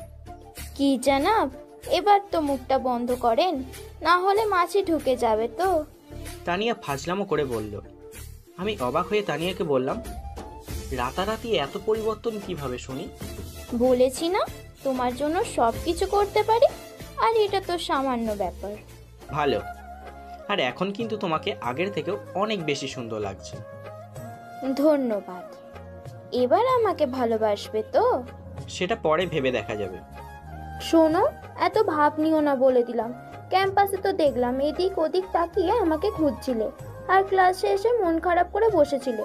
যখন মনে করলে অচেনা কোনো মেয়ে তোমার পাশে বসেছে, তাকে উঠিয়ে দিতে চাইছিলে। আমি সব বুঝি, বুঝলে? বোঝো তোমার মাথা। তারপর ক্লাসে স্যার চলে আসলো, তাই আর কোনো কথা হয়নি। তবে তানিয়া আমার পাশেই বসেছিল। তানিয়ার এমন পরিবর্তনে স্যারও অনেক খুশি হয়েছে। তারপর আমরা এক এক করে সব ক্লাসগুলো শেষ করলাম। আজ তানিয়া মনোযোগ দিয়ে ক্লাস করেছে। ক্লাস শেষে আমরা সবাই মিলে বেরিয়ে আসলাম। সত্যি বলতে আজ নতুন করে আবারও তানিয়ার প্রেমে পড়ে গেলাম। আমার জন্য এত তাড়াতাড়ি এতটা পরিবর্তন হবে তা ভাবতে পারিনি। রাস্তায় এসে যখন আমি বাসার দিকে রওনা দেব, অমনি তানিয়া আস্তে করে একটা কাশি দেয়। আমি তার দিকে তাকালাম বোঝার জন্য যে কি হয়েছে। তানিয়া আমার দিকে তাকিয়ে মন খারাপ করে দাঁড়িয়ে আছে, কিন্তু কিছু বলছে না। তাই আমি বললাম, কিছু বলবে? তানিয়া মাথা নাড়িয়ে না বলল। তাই আমি বললাম, তাহলে বাসায় যাও। কিন্তু তানিয়া যাচ্ছে না। এখন বুঝলাম ব্যাপার কি। আমি তো আজ তানিয়াকে রিক্সা করে দিতে ভুলেই গিয়েছি, তাই এইভাবে দাঁড়িয়ে আছে। আমি তাড়াতাড়ি রিক্সা ডাকলাম আর বললাম, এই রিক্সায় ওঠো। উঠছি। তানিয়া হাসতে হাসতে রিক্সায় উঠল। ওর চেহারা দেখে মনে হচ্ছে অনেক খুশি হয়েছে। আজ আমি তার মনের কথা না বলাতেও বুঝতে পেরেছি। তাই এতে তানিয়ারও ভুল আছে। আমি তানিয়াকে পরিবর্তন হতে বলেছি, তাই বলে কি আমার কাছে কোনো আবদারও করবে না? তা তো হয় না। বরং তানিয়ার আবদারগুলো পূরণ করতে আমারও অনেক ভালো লাগে। তারপর বাসায় চলে আসলাম। বাসায় এসে কলিং বেল বাজালাম। দরজা খোলার পর সামনে তাকিয়ে দেখি আজ আম্মু না, অন্য কেউ দাঁড়িয়ে আছে। কেমন আছো ভাইয়া? আমি তো ভালোই আছি। আর তুই কেমন আছিস? আমিও ভালো আছি। তা কখন আসলি? আমি বাসায় ঢুকতে ঢুকতে বললাম। এই তো কিছুক্ষণ আগে। ঠিক আছে, আমি তাহলে ফ্রেশ হয়ে আসি, তারপর তোর সাথে জমিয়ে আড্ডা দেব। তারপর আমি আমার রুমে আসলাম। আরে আমি তো বলতে ভুলেই গেছি, মেয়েটার নাম নাবিলা, আমার বান্ধবীর একমাত্র আদুরে মেয়ে। নাবিলা এবার অনার্স ফার্স্ট ইয়ারের স্টুডেন্ট। দেখতে অনেক সুন্দর হওয়ায় একটু বেশি স্টাইল করে। রুমে ব্যাগ রেখে গোসল করতে গেলাম। গোসল করে বেরিয়ে দেখি নাবিলা আমার রুমে বসে আছে। তাই নাবিলাকে বললাম, কি রে, এখানে কি করছিস? আন্টি তোমাকে খাওয়ার জন্য ডাকছিল, তাই ডাকতে আসলাম। চল। খাওয়া দাওয়া করে রুমে আসলাম। আসতেই তানিয়া ফোন করলো। তানিয়ার সাথে বেশ কিছুক্ষণ কথা বলে ফোন রাখলাম। দুপুরে না ঘুমালে আমার আবার ভালো লাগে না, তাই ঘুমিয়ে গেলাম। ঘুম থেকে উঠলাম নাবিলার ডাকে। নাবিলা আমার কাছে এসে বলল, চলো ভাইয়া, ছাদ থেকে ঘুরে আসি। চল। তারপর দুজন মিলে ছাদের বেঞ্চে বসে জমিয়ে গল্প করলাম। নাবিলার সাথে অনেক দিন পর আড্ডা দিতে বসেছি, তাই গল্প করতে করতে সন্ধ্যাটা পেরিয়ে গেল। তারপর আম্মু ডাকতে এলো ডিনার করার জন্য। নিচে এসে দেখি আব্বু চলে এসেছে, তাই আমরা সবাই মিলে গল্প করতে করতে খাওয়া দাওয়া শেষ করে আমার রুমে চলে আসলাম। আমি রুমে আসার কিছুক্ষণ পর নাবিলাও আমার রুমে আসলো। আমি নাবিলাকে জিজ্ঞাসা করলাম, কি রে, এত রাতে আমার রুমে, কিছু বলবি? ভাইয়া আমাকে কাল ঘুরতে নিয়ে যাবে, সারাক্ষণ বাসায় থাকতে খুব বোরিং লাগছে। আচ্ছা, দেখছি না, নিয়েই যেতে হবে। আচ্ছা, নিয়ে যাব। এখন গিয়ে তুই ঘুমা। নাবিলা চলে গেল। কিছুক্ষণ পর তানিয়াও ফোন করলো। বেশ কিছুক্ষণ কথা বলার পর তানিয়া বলল, একটা কথা বলবো, রাখবে? কি কথা বলো? অনেক দিন বেড়াতে যায়নি, আর কাল তো শুক্রবার, তাই আমাকে নিয়ে ঘুরতে যেতে হবে। আমি তোমাকে নিয়ে ঘুরতে যাব কেন? গুন্ডিগিরি ছেড়ে দিয়েছি বলে এই না যে আমার কথা শুনবে না, আমি কিছু শুনতে চাই না। আমরা কাল ঘুরতে যাব, ব্যাস। আচ্ছা, আর রাগ করতে হবে না, নিয়ে যাব ঘুরতে। তারপর আরও কিছুক্ষণ কথা বলে ফোন রেখে ঘুমিয়ে গেলাম। দেখতে দেখতে ঘুরতে যাওয়ার সময় হয়ে গেল। তানিয়া ফোন দিয়ে বলল আমাদের ভার্সিটির পাশের পার্কে চলে যেতে। তানিয়া নাকি সেখানেই অপেক্ষা করবে। নাবিলাকে সাথে নিয়ে রিক্সা করে চলে আসলাম পার্কের সামনে। রিক্সা থেকে নেমে দেখি তানিয়া সামনেই দাঁড়িয়ে আছে। দেখে মনে হচ্ছে আমাকে আর নাবিলাকে একসাথে রিক্সায় বসতে দেখে কিছুটা জ্বলছে। এটা মেয়েদের বিশেষ এক গুণ, তারা সব কিছু সহ্য করবে, কিন্তু ভালোবাসার মানুষকে অন্যের পাশে সহ্য করবে না। আমি নাবিলাকে নিয়ে তানিয়ার কাছে আসলাম আর বললাম, তোমাদের পরিচয় করিয়ে দিই। এ হলো নাবিলা, আম্মুর বান্ধবীর মেয়ে, আমাদের এখানে ঘুরতে এসেছে। আর নাবিলা, এ হলো আমার বান্ধবী তানিয়া। তানিয়াকে বান্ধবী বলায় আমার দিকে রাগি রাগি চোখ করে দেখছিল। আর নাবিলা তানিয়াকে বলল, হ্যালো আপু, কেমন আছেন? ভালো, তুমি কেমন আছো? ভালো আছি আপু। দেখলাম নাবিলা আর তানিয়া হেসে হেসে গল্প করছে, মানে দুজনে অনেক ফ্রি হয়ে গেছে। তানিয়াকে দেখে অনেক ভালো লাগলো। ঘুরতে এসেছে, তবু বোরকা পরেই এসেছে। তিনজন মিলে পার্কের ভিতরে ঢুকলাম। পার্কটা অনেক সুন্দর, আমাদের মতো আরও অনেক মানুষ ঘুরতে এসেছে। তারপর নাবিলা আমায় বলল, ভাইয়া আইসক্রিম নিয়ে এসো, আইসক্রিম খাবো। আমি তানিয়াকে একটা বেঞ্চ দেখিয়ে বললাম, তাহলে তোমরা দুজন এখানে বসো, আমি আইসক্রিম নিয়ে আসছি। তারপর তিনজনের জন্য 3টা আইসক্রিম নিয়ে আসলাম আর ওদের দুজনকে আইসক্রিম দিলাম। তারপর সবাই আইসক্রিম খেতে খেতে ঘুরছি। আমি একটা জিনিস লক্ষ্য করলাম, আইসক্রিম আনতে যাওয়ার আগে তানিয়া হাসি খুশি ছিল, কিন্তু এখন কেন জানি না মন খারাপ করে আছে, আর ভালো করে কথাও বলছে না। আরও কিছুক্ষণ ঘোরাঘুরি করে বাসায় চলে আসলাম। তবে তানিয়ার মন খারাপ আমাকে ভাবাচ্ছে। রাতে খাওয়া দাওয়া করে রুমে এসে আমি তানিয়াকে নিজেই ফোন করলাম, দেখি যদি আমি ফোন করাই তানিয়ার মন একটু ভালো হয়। ফোন দিতেই তানিয়া ফোন রিসিভ করলো। মনে হয় আমার ফোনের জন্যই অপেক্ষা করছিল।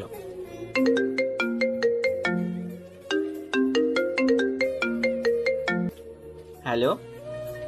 মেয়েটা চুপ করে আছে, কোনো কথা বলছে না। তাই আমি বললাম, হ্যালো তানিয়া, কি হয়েছে আমাকে বলো।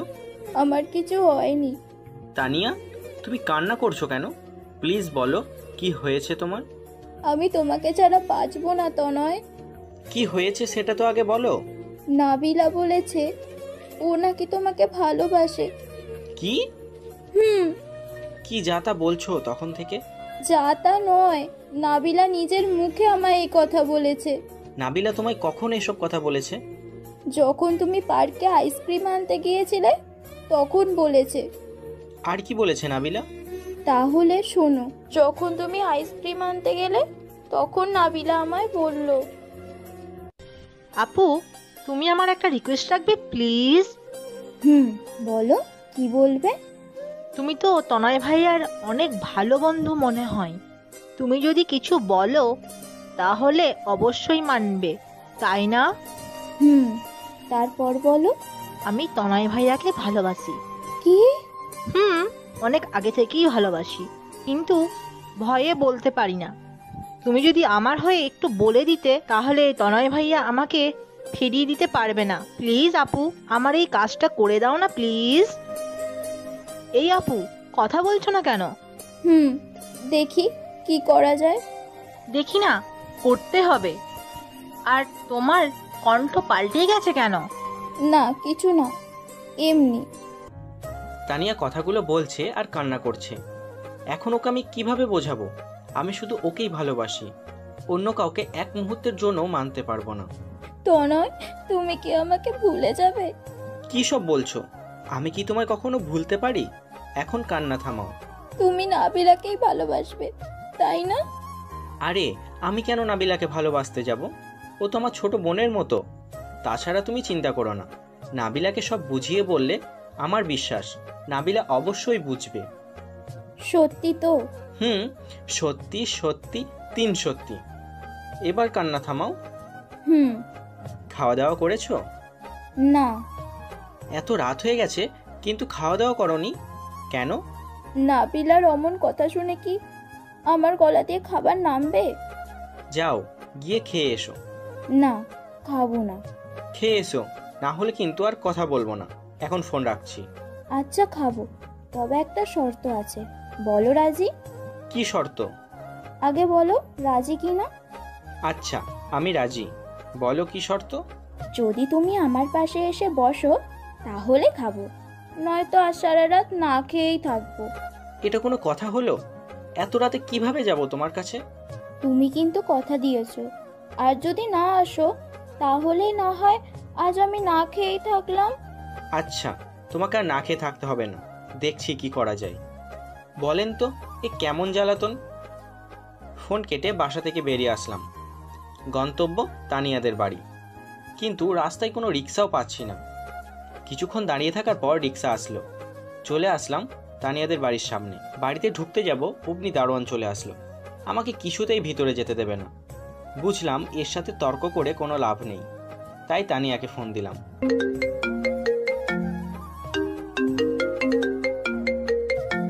কোথায় তুমি? আসবে না? চলে এসেছি, কিন্তু দারোয়ান যে ভিতরে ঢুকতেই দিচ্ছে না। আচ্ছা, তুমি দারোয়ানকে মোবাইলটা দাও। আমি দারোয়ানকে মোবাইলটা দিলাম। কি বলেছে তা আমি শুনতে পাইনি। দারোয়ান কথা শেষ করে আবার আমাকে মোবাইলটা ফিরিয়ে দিল। এখন চলে আসো। আসছি। ফোন কেটে দিলাম। তারপর বাড়িতে ঢুকলাম। ভিতর গিয়ে দেখি বাড়ির সদর দরজা খোলা। মনে হয় তানিয়াই খুলে রেখেছে আমি চলে এসেছি বলে। আস্তে আস্তে বাড়ির ভিতরে ঢুকলাম। হঠাৎ করে তানিয়া এসে জড়িয়ে ধরল। এই, কি করছো? ছাড়ো। না, ছাড়বো না। কেউ দেখে ফেললে খারাপ ভাববে, প্লিজ ছাড়ো। কেউ দেখবে না, কারণ বাড়িতে কেউ নেই। কেউ নেই মানে? তোমার আব্বু কোথায়? আব্বু বিজনেসের কাজে বাইরে গিয়েছে। ও, চলো এখন খেয়ে নেবে। কিন্তু তানিয়া না গিয়ে আমাকে জড়িয়ে ধরেই আহ্লাদি সুরে বলল, এইভাবে থাকি না, তাহলে না খেয়েও চলে যাবে। পাগলামি রেখে এখন চলো, এবার অনেক রাত হয়েছে। কিন্তু তানিয়া আমাকে খাওয়ার রুমে নিয়ে গেল এবং একটা চেয়ার টেনে বসতে বলল। তানিয়া খাবার নিয়ে এসে আমার বাম সাইডে বসলো, কিন্তু খাবার নিয়ে বসেই আছে, খাচ্ছে না। তাই আমি জিজ্ঞাসা করলাম, কি হলো, খাওয়া শুরু করো। না, খাবো না। এখন আবার কি হলো? তুমি না বললে আমি আসলে তারপর খাবে? তোমার হাতে খাইয়ে দাও, তাহলে খাবো। এটা কিন্তু কথা ছিল না। যাও, খাওয়াতে হবে না, তুমি ওই নাবিলাকেই খাইয়ে দিও। আচ্ছা আচ্ছা, খাইয়ে দিচ্ছি। আমার কথা শুনে তানিয়া অনেক খুশি হয়েছে। হাত ধুয়ে তানিয়াকে নিজের হাতে খাইয়ে দিলাম। খাওয়া দাওয়া শেষ করে তানিয়াকে বললাম, এখন তাহলে আমি আসি, কেমন? আজ আমাদের এখানেই থেকে যাও না। না, অন্য একদিন এসে থাকবো। আজ থেকে যাও না, এমনিতেও অনেক রাত হয়ে গিয়েছে। থাকতাম যদি বাড়িতে আরো মানুষ থাকতো তাহলে, কিন্তু তুমি বাড়িতে একা, তাই চলে যাব। আচ্ছা, আবার আসবে কিন্তু। আসবো। আমি দরজার সামনে এসে বললাম, যাওয়ার আগে একবার জড়িয়ে ধরে প্লিজ। যদি না করি? তাহলেও ধরবো। তাহলে অনুমতি নিচ্ছ কেন? আমার কথা শেষ হওয়ার আগেই শক্ত করে জড়িয়ে ধরলো। আর আমি বললাম, একটু আস্তে ধরো। জি না জানাব। আচ্ছা শোনো। বলো। নাবিলা কি আমাদের কথা বুঝবে? বুঝিয়ে বললে অবশ্যই বুঝবে। তাই যেন হয়, না হলে আমার কি হবে? চিন্তা করো না, আমি সব বুঝিয়ে বলবো।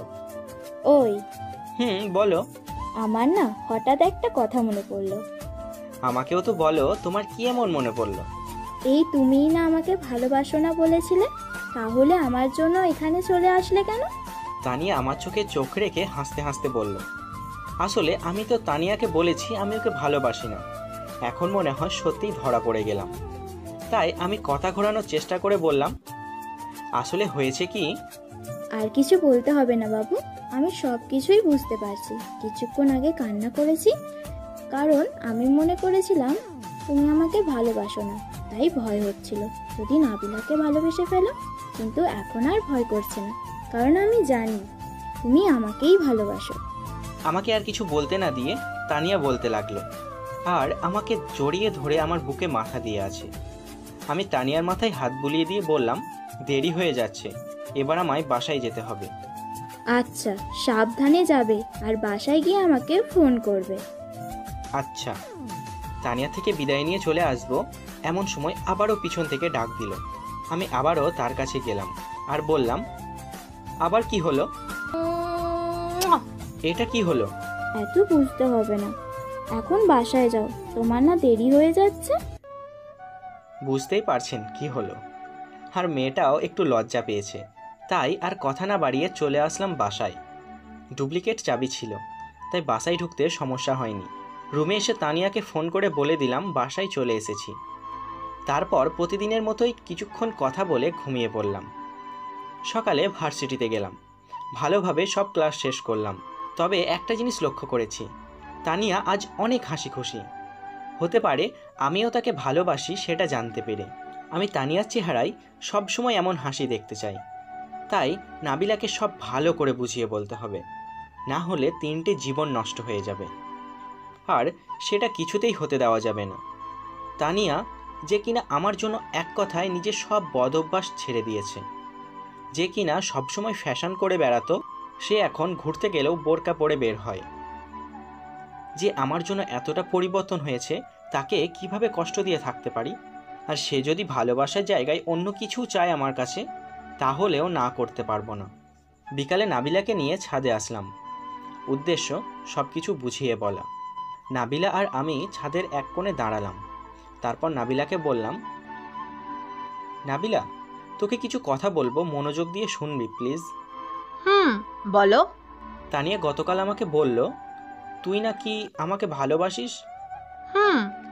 কিন্তু আমি তো তোকে কোনোদিন ওই রকম চোখে দেখিনি। আমি সবসময় তোকে নিজের বোনের মতো দেখেছি, আর আমি চাই তুই সবসময় আমার বোন হয়েই থাক। কিন্তু? কোনো কিন্তু না, তোর এখনো অনেক পড়াশুনো বাকি। দেখবি সময় হলে আমার থেকেও ভালো ভালো ছেলে তোর পিছনে ঘুরবে। কিন্তু তোমার মতো তো হবে না। তুই তো দেখি ভারী বোকামে, তখন দেখবি আমার থেকে অনেক সুন্দর ও ভালো ছেলে পাবি। সত্যি তো? হ্যাঁ সত্যি। এখন একটা হাসি দে তো দেখি, তোকে এভাবে গোমরা মুখে একদম ভালো দেখায় না। আচ্ছা ভাইয়া। এখন তোকে আরো একটা কথা বলি। বলো ভাইয়া। তানিয়া আর আমি দুজন দুজনকে ভালোবাসি। কি? হ্যাঁ রে। আমার কথায় কি ভাবি রাগ করেছে?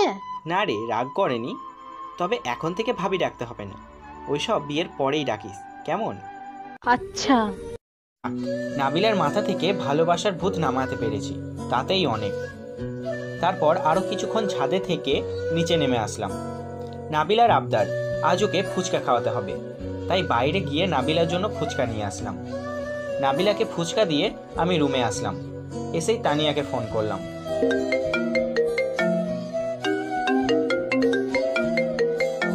হ্যালো। হ্যালো, কি করছো? একজনের কথা ভাবছি। কার কথা ভাবছো? সেটা তোমাকে কেন বলবো? ঠিক আছে, বলতে হবে না, যাও। আচ্ছা শোনো না, একটা খুশির খবর আছে। বলো, কি খুশির খবর? আমি নাবিলাকে সবকিছু ভালোভাবে বুঝিয়ে বলেছি, আর নাবিলার মাথা থেকে সব ভালোবাসার ভূত নেমে গেছে। বেচারি মনে হয় কষ্ট পেয়েছে, তাই না? তা তো মনে হয় একটু পেয়েছে। জানো, এখন একদম চিন্তামুক্ত। কাল ওই কথা শোনার পর থেকে সবকিছু কেমন যেন মাথার উপর দিয়ে যাচ্ছিল, কিছুই ভালো লাগছিল না। এখন আর চিন্তা করতে হবে না, এখন সব ঠিকঠাক আছে। জানো, তুমি না একটু বেশিই হাবাগোবা, না হলে কোন মেয়ে তোমাকে কোন চোখে দেখে তাও বোঝো না। জি না ম্যাডাম, আমি যথেষ্ট বুঝি, আর বেশি বুঝলে সমস্যা আছে। আচ্ছা শোনো, কাল ভার্সিটিতে যেতে হবে না, বাড়িতেই থাকবে। কেন? কারণ আমি যাব না তাই। তোমাকে তো আবার চোখে চোখে রাখতে হয়, আমি না গেলে সেটা কে করবে শুনি? আমি কি ছোট বাচ্চা নাকি যে আমাকে চোখে চোখে রাখতে হয়? তুমি তো ওই রকমই। আর শোনো, কাল তোমার জন্য একটা সারপ্রাইজ আছে। কি সারপ্রাইজ? এখনই বলো। এখন বলা যাবে না, কাল সময় হলেই ঠিক বুঝতে পারবে। ওকে, তোমার যা ইচ্ছা তাই করো। তারপর আরো কিছুক্ষণ কথা বলে ফোন কেটে দিলাম। ভাবছি কাল তানি আমাকে কি সারপ্রাইজ দেবে। এই মেয়েকে বিশ্বাস নেই, কি থেকে কি করে বসে তা আল্লাহই ভালো জানে। তারপর ঘুমিয়ে পড়লাম। সকালে ঘুম থেকে একটু দেরি করেই উঠলাম। তারপর ফ্রেশ হয়ে নাস্তা করে টিভি দেখতে লাগলাম।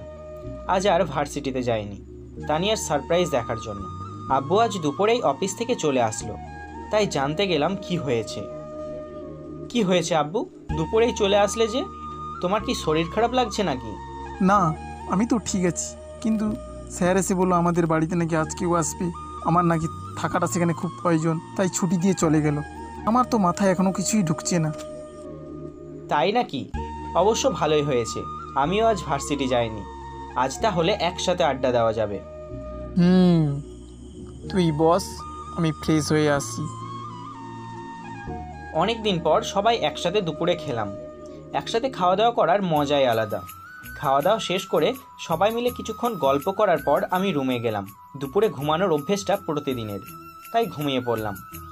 সন্ধ্যাবেলা ঘুম ভাঙলো কারো চিমটি কাটার ব্যথায়। আমি চিৎকার করে উঠে বসলাম। উঠে দেখি তানি আমার পাশে বসে মুচকি মুচকি হাসছে। আমি একটু অবাক হয়েই বললাম, তুমি তুমি এই সময় আমার রুমে কেন? বলেছিলাম না তোমাকে আজ একটা সারপ্রাইজ দেবো। চলো এখন রেডি হয়ে নিচে চলো। আমি তানিয়াকে বসতে বলে ফ্রেশ হয়ে আসলাম। তারপর তানিয়াকে নিয়ে নিচে যেতে যেতে এক ভদ্রলোককে দেখিয়ে বললাম, উনি কে? উনি তোমার শ্বশুর মশাই। কি বলছো এসব? তোমার মাথা ঠিক আছে তো? হ্যাঁ জানাব, যা শুনছো তাই বলছি।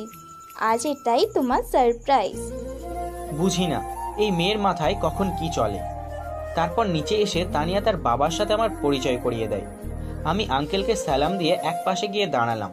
তারপর আঙ্কেল বলল, তনয়, তোমাদের সম্পর্কে আমি তানিয়ার কাছে অনেক কথা শুনেছি, আর আজ তোমার সাথে দেখা করে অনেক ভালো লাগলো।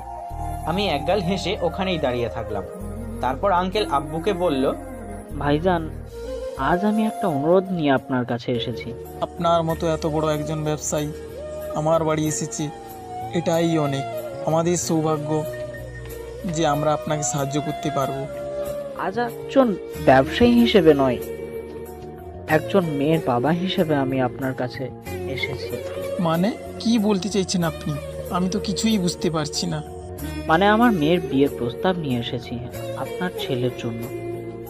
আমার মেয়ে আপনার ছেলেকে অনেক ভালোবাসে, প্লিজ আমাকে ফিরিয়ে দেবেন না ভাইজান। কি বলছেন এসব? আমাদের মতো মধ্যবিত্ত পরিবারে আপনার মেয়ের বিয়ের প্রস্তাব এনেছেন? ভাইজান, আমি গত 10 বছর ধরে এদেশের সেরা বিজনেসম্যান হলেও আমার মেয়ের সুখের কাছে তা খুবই তুচ্ছ। জন্মের সময় তানিয়ার মা মারা যায়, তাই মেয়েটা কোনোদিন মায়ের আদর পায়নি, তাই হয়তো কিছুটা বিগড়ে গিয়েছিল। আমার মেয়ে কার সাথে ওঠা বসা করত, কি করত, দিন শেষে আমার কাছে সব খবরাখবর আসতো। কিন্তু তনয়ের সাথে যখন তানিয়ার দেখা হয় তখন লক্ষ্য করলাম আমার মেয়ের মধ্যে একাধিক পরিবর্তন ঘটেছে। আর আজ আপনারা নিজ চোখেই দেখতে পাচ্ছেন। আমি তনয়ের সম্পর্কে অনেক খোঁজ খবর নিয়েছি। এ যুগে এর চেয়ে ভালো ছেলে আমার মেয়ের জন্য পাবো না, তাই প্লিজ আর না করবেন না। আপনার যদি কোনো আপত্তি না থাকে তাহলে আমাদের কেন আপত্তি থাকবে? ছেলে মেয়ের খুশিতে আমরাই খুশি। তারপর আব্বু আর আঙ্কেল গল্পে মেতে গেলে আমি ইশারায় তানিয়াকে আমার রুমে আসতে বলে ওখান থেকে চলে আসলাম। রুমে এসে বসে আছি। কিছুক্ষণ পর তানিয়া আসলো। তারপর আমি অনেক কৌতূহল নিয়ে তানিয়াকে জিজ্ঞাসা করলাম, কি করে হলো এইসব? কেন, দেখতে পাওনি বুঝি? দেখেছি তো, কিন্তু আমি তো এটাই বুঝতে পারছি না কিভাবে করলে এত কিছু। তোমাকে আর এত কিছু বুঝতে হবে না, তুমি শুধু বলো এখন রুমে ডাকলে কেন? কিছু না, এমনি ডাকলাম। জানি জানি, এখন আমাকে ধন্যবাদ দাও। কেন? তোমাকে ধন্যবাদ দেবো কেন? এই যে এত বড় কাজটা আমি একাই করে দিলাম। নেহাত তোমার আব্বু জোর করেছে তাই রাজি হয়েছি, না হলে তোমার মতো গুন্ডিকে বিয়ে করার কোনো ইচ্ছেই আমার নেই। কি এত বড় কথা? আজ তো তুমি শেষ। কথাটা বলেই তানিয়া আমাকে বিছানার ওপর ফেলে দিয়ে আমার বুকে চড়ে বসলো। তারপর কিল ঘুষি থাপ্পড় ইচ্ছে মতো মারতে লাগলো। কেন যে ফাজলামি করতে গেলাম এখন বুঝতে পারছি তার মজা। আমি তানিয়াকে বললাম, এবারের মতো ছেড়ে দাও, কথা দিচ্ছি আর কখনো এমন কথা বলবো না। আর বলার চান্স পাবে না, আজই তোমায় শেষ করে দেব। রাগলে তো তোমাকে অনেক সুন্দর লাগে। প্রশংসা করে বাঁচার চেষ্টা করলাম। আর তানিয়া বলল, পাম দিচ্ছ তাই না? কি যে বলো না তুমি, আমি তোমাকে পাম দেব? এই সাহস হয়েছে আমায়? আজ এসব কথায় কাজ হবে না বাবু। এতক্ষণ তানিয়া আমার বুকে বসে মারছিল, তাই তানিয়াকে টান দিয়ে আমার কাছে নিয়ে আসলাম। তানিয়ার মুখটা একদম আমার মুখের সামনে চলে এসেছে। ধীরে ধীরে তানিয়া নিঃশ্বাস বেড়ে যাচ্ছে। দুজন দুজনের চোখের দিকে তাকিয়ে আছি, কেউ কিছু বলছি না। হঠাৎ কারো কথায় আমাদের ঘোর কাটলো। তাকিয়ে দেখি নাবিলা দরজার কাছে দাঁড়িয়ে আছে। তানিয়া আমার উপর থেকে এক ঝটকায় সরে গেল, মনে হয় লজ্জা পেয়েছে। নাবিল আমাদের ডেকে নিচে চলে গেল। তারপর আমরাও নিচে গেলাম। শুনলাম পরের সপ্তাহে আমাদের বিয়ে। কথাটা শুনে মনে হলো তানিয়া অনেক খুশি হয়েছে। সত্যি বলতে আমিও খুশি হয়েছি। আমি স্বপ্নেও কোনোদিন ভাবিনি এই গুন্ডি মেয়েটা আমার বউ হবে। বিয়ের আগেই আমার এই অবস্থা করেছে। বিয়ের পর যে কি করবে আপনারা ভালোই বুঝতে পারছেন। আর হ্যাঁ, পরের সপ্তাহে আমাদের বিয়েতে কিন্তু আপনারা অবশ্যই আসবেন। আর অল্প বয়সে আমি কিভাবে বলি হচ্ছি সেটা দেখে যাবেন। হ্যালো বন্ধুরা, যদি আমাদের এই ভিডিওটি তোমাদের ভালো লেগে থাকে তাহলে অবশ্যই লাইক, কমেন্ট, শেয়ার করো আর চ্যানেলটিকে অবশ্যই সাবস্ক্রাইব করো। ধন্যবাদ সবাইকে আমাদের সাথে থাকার জন্য।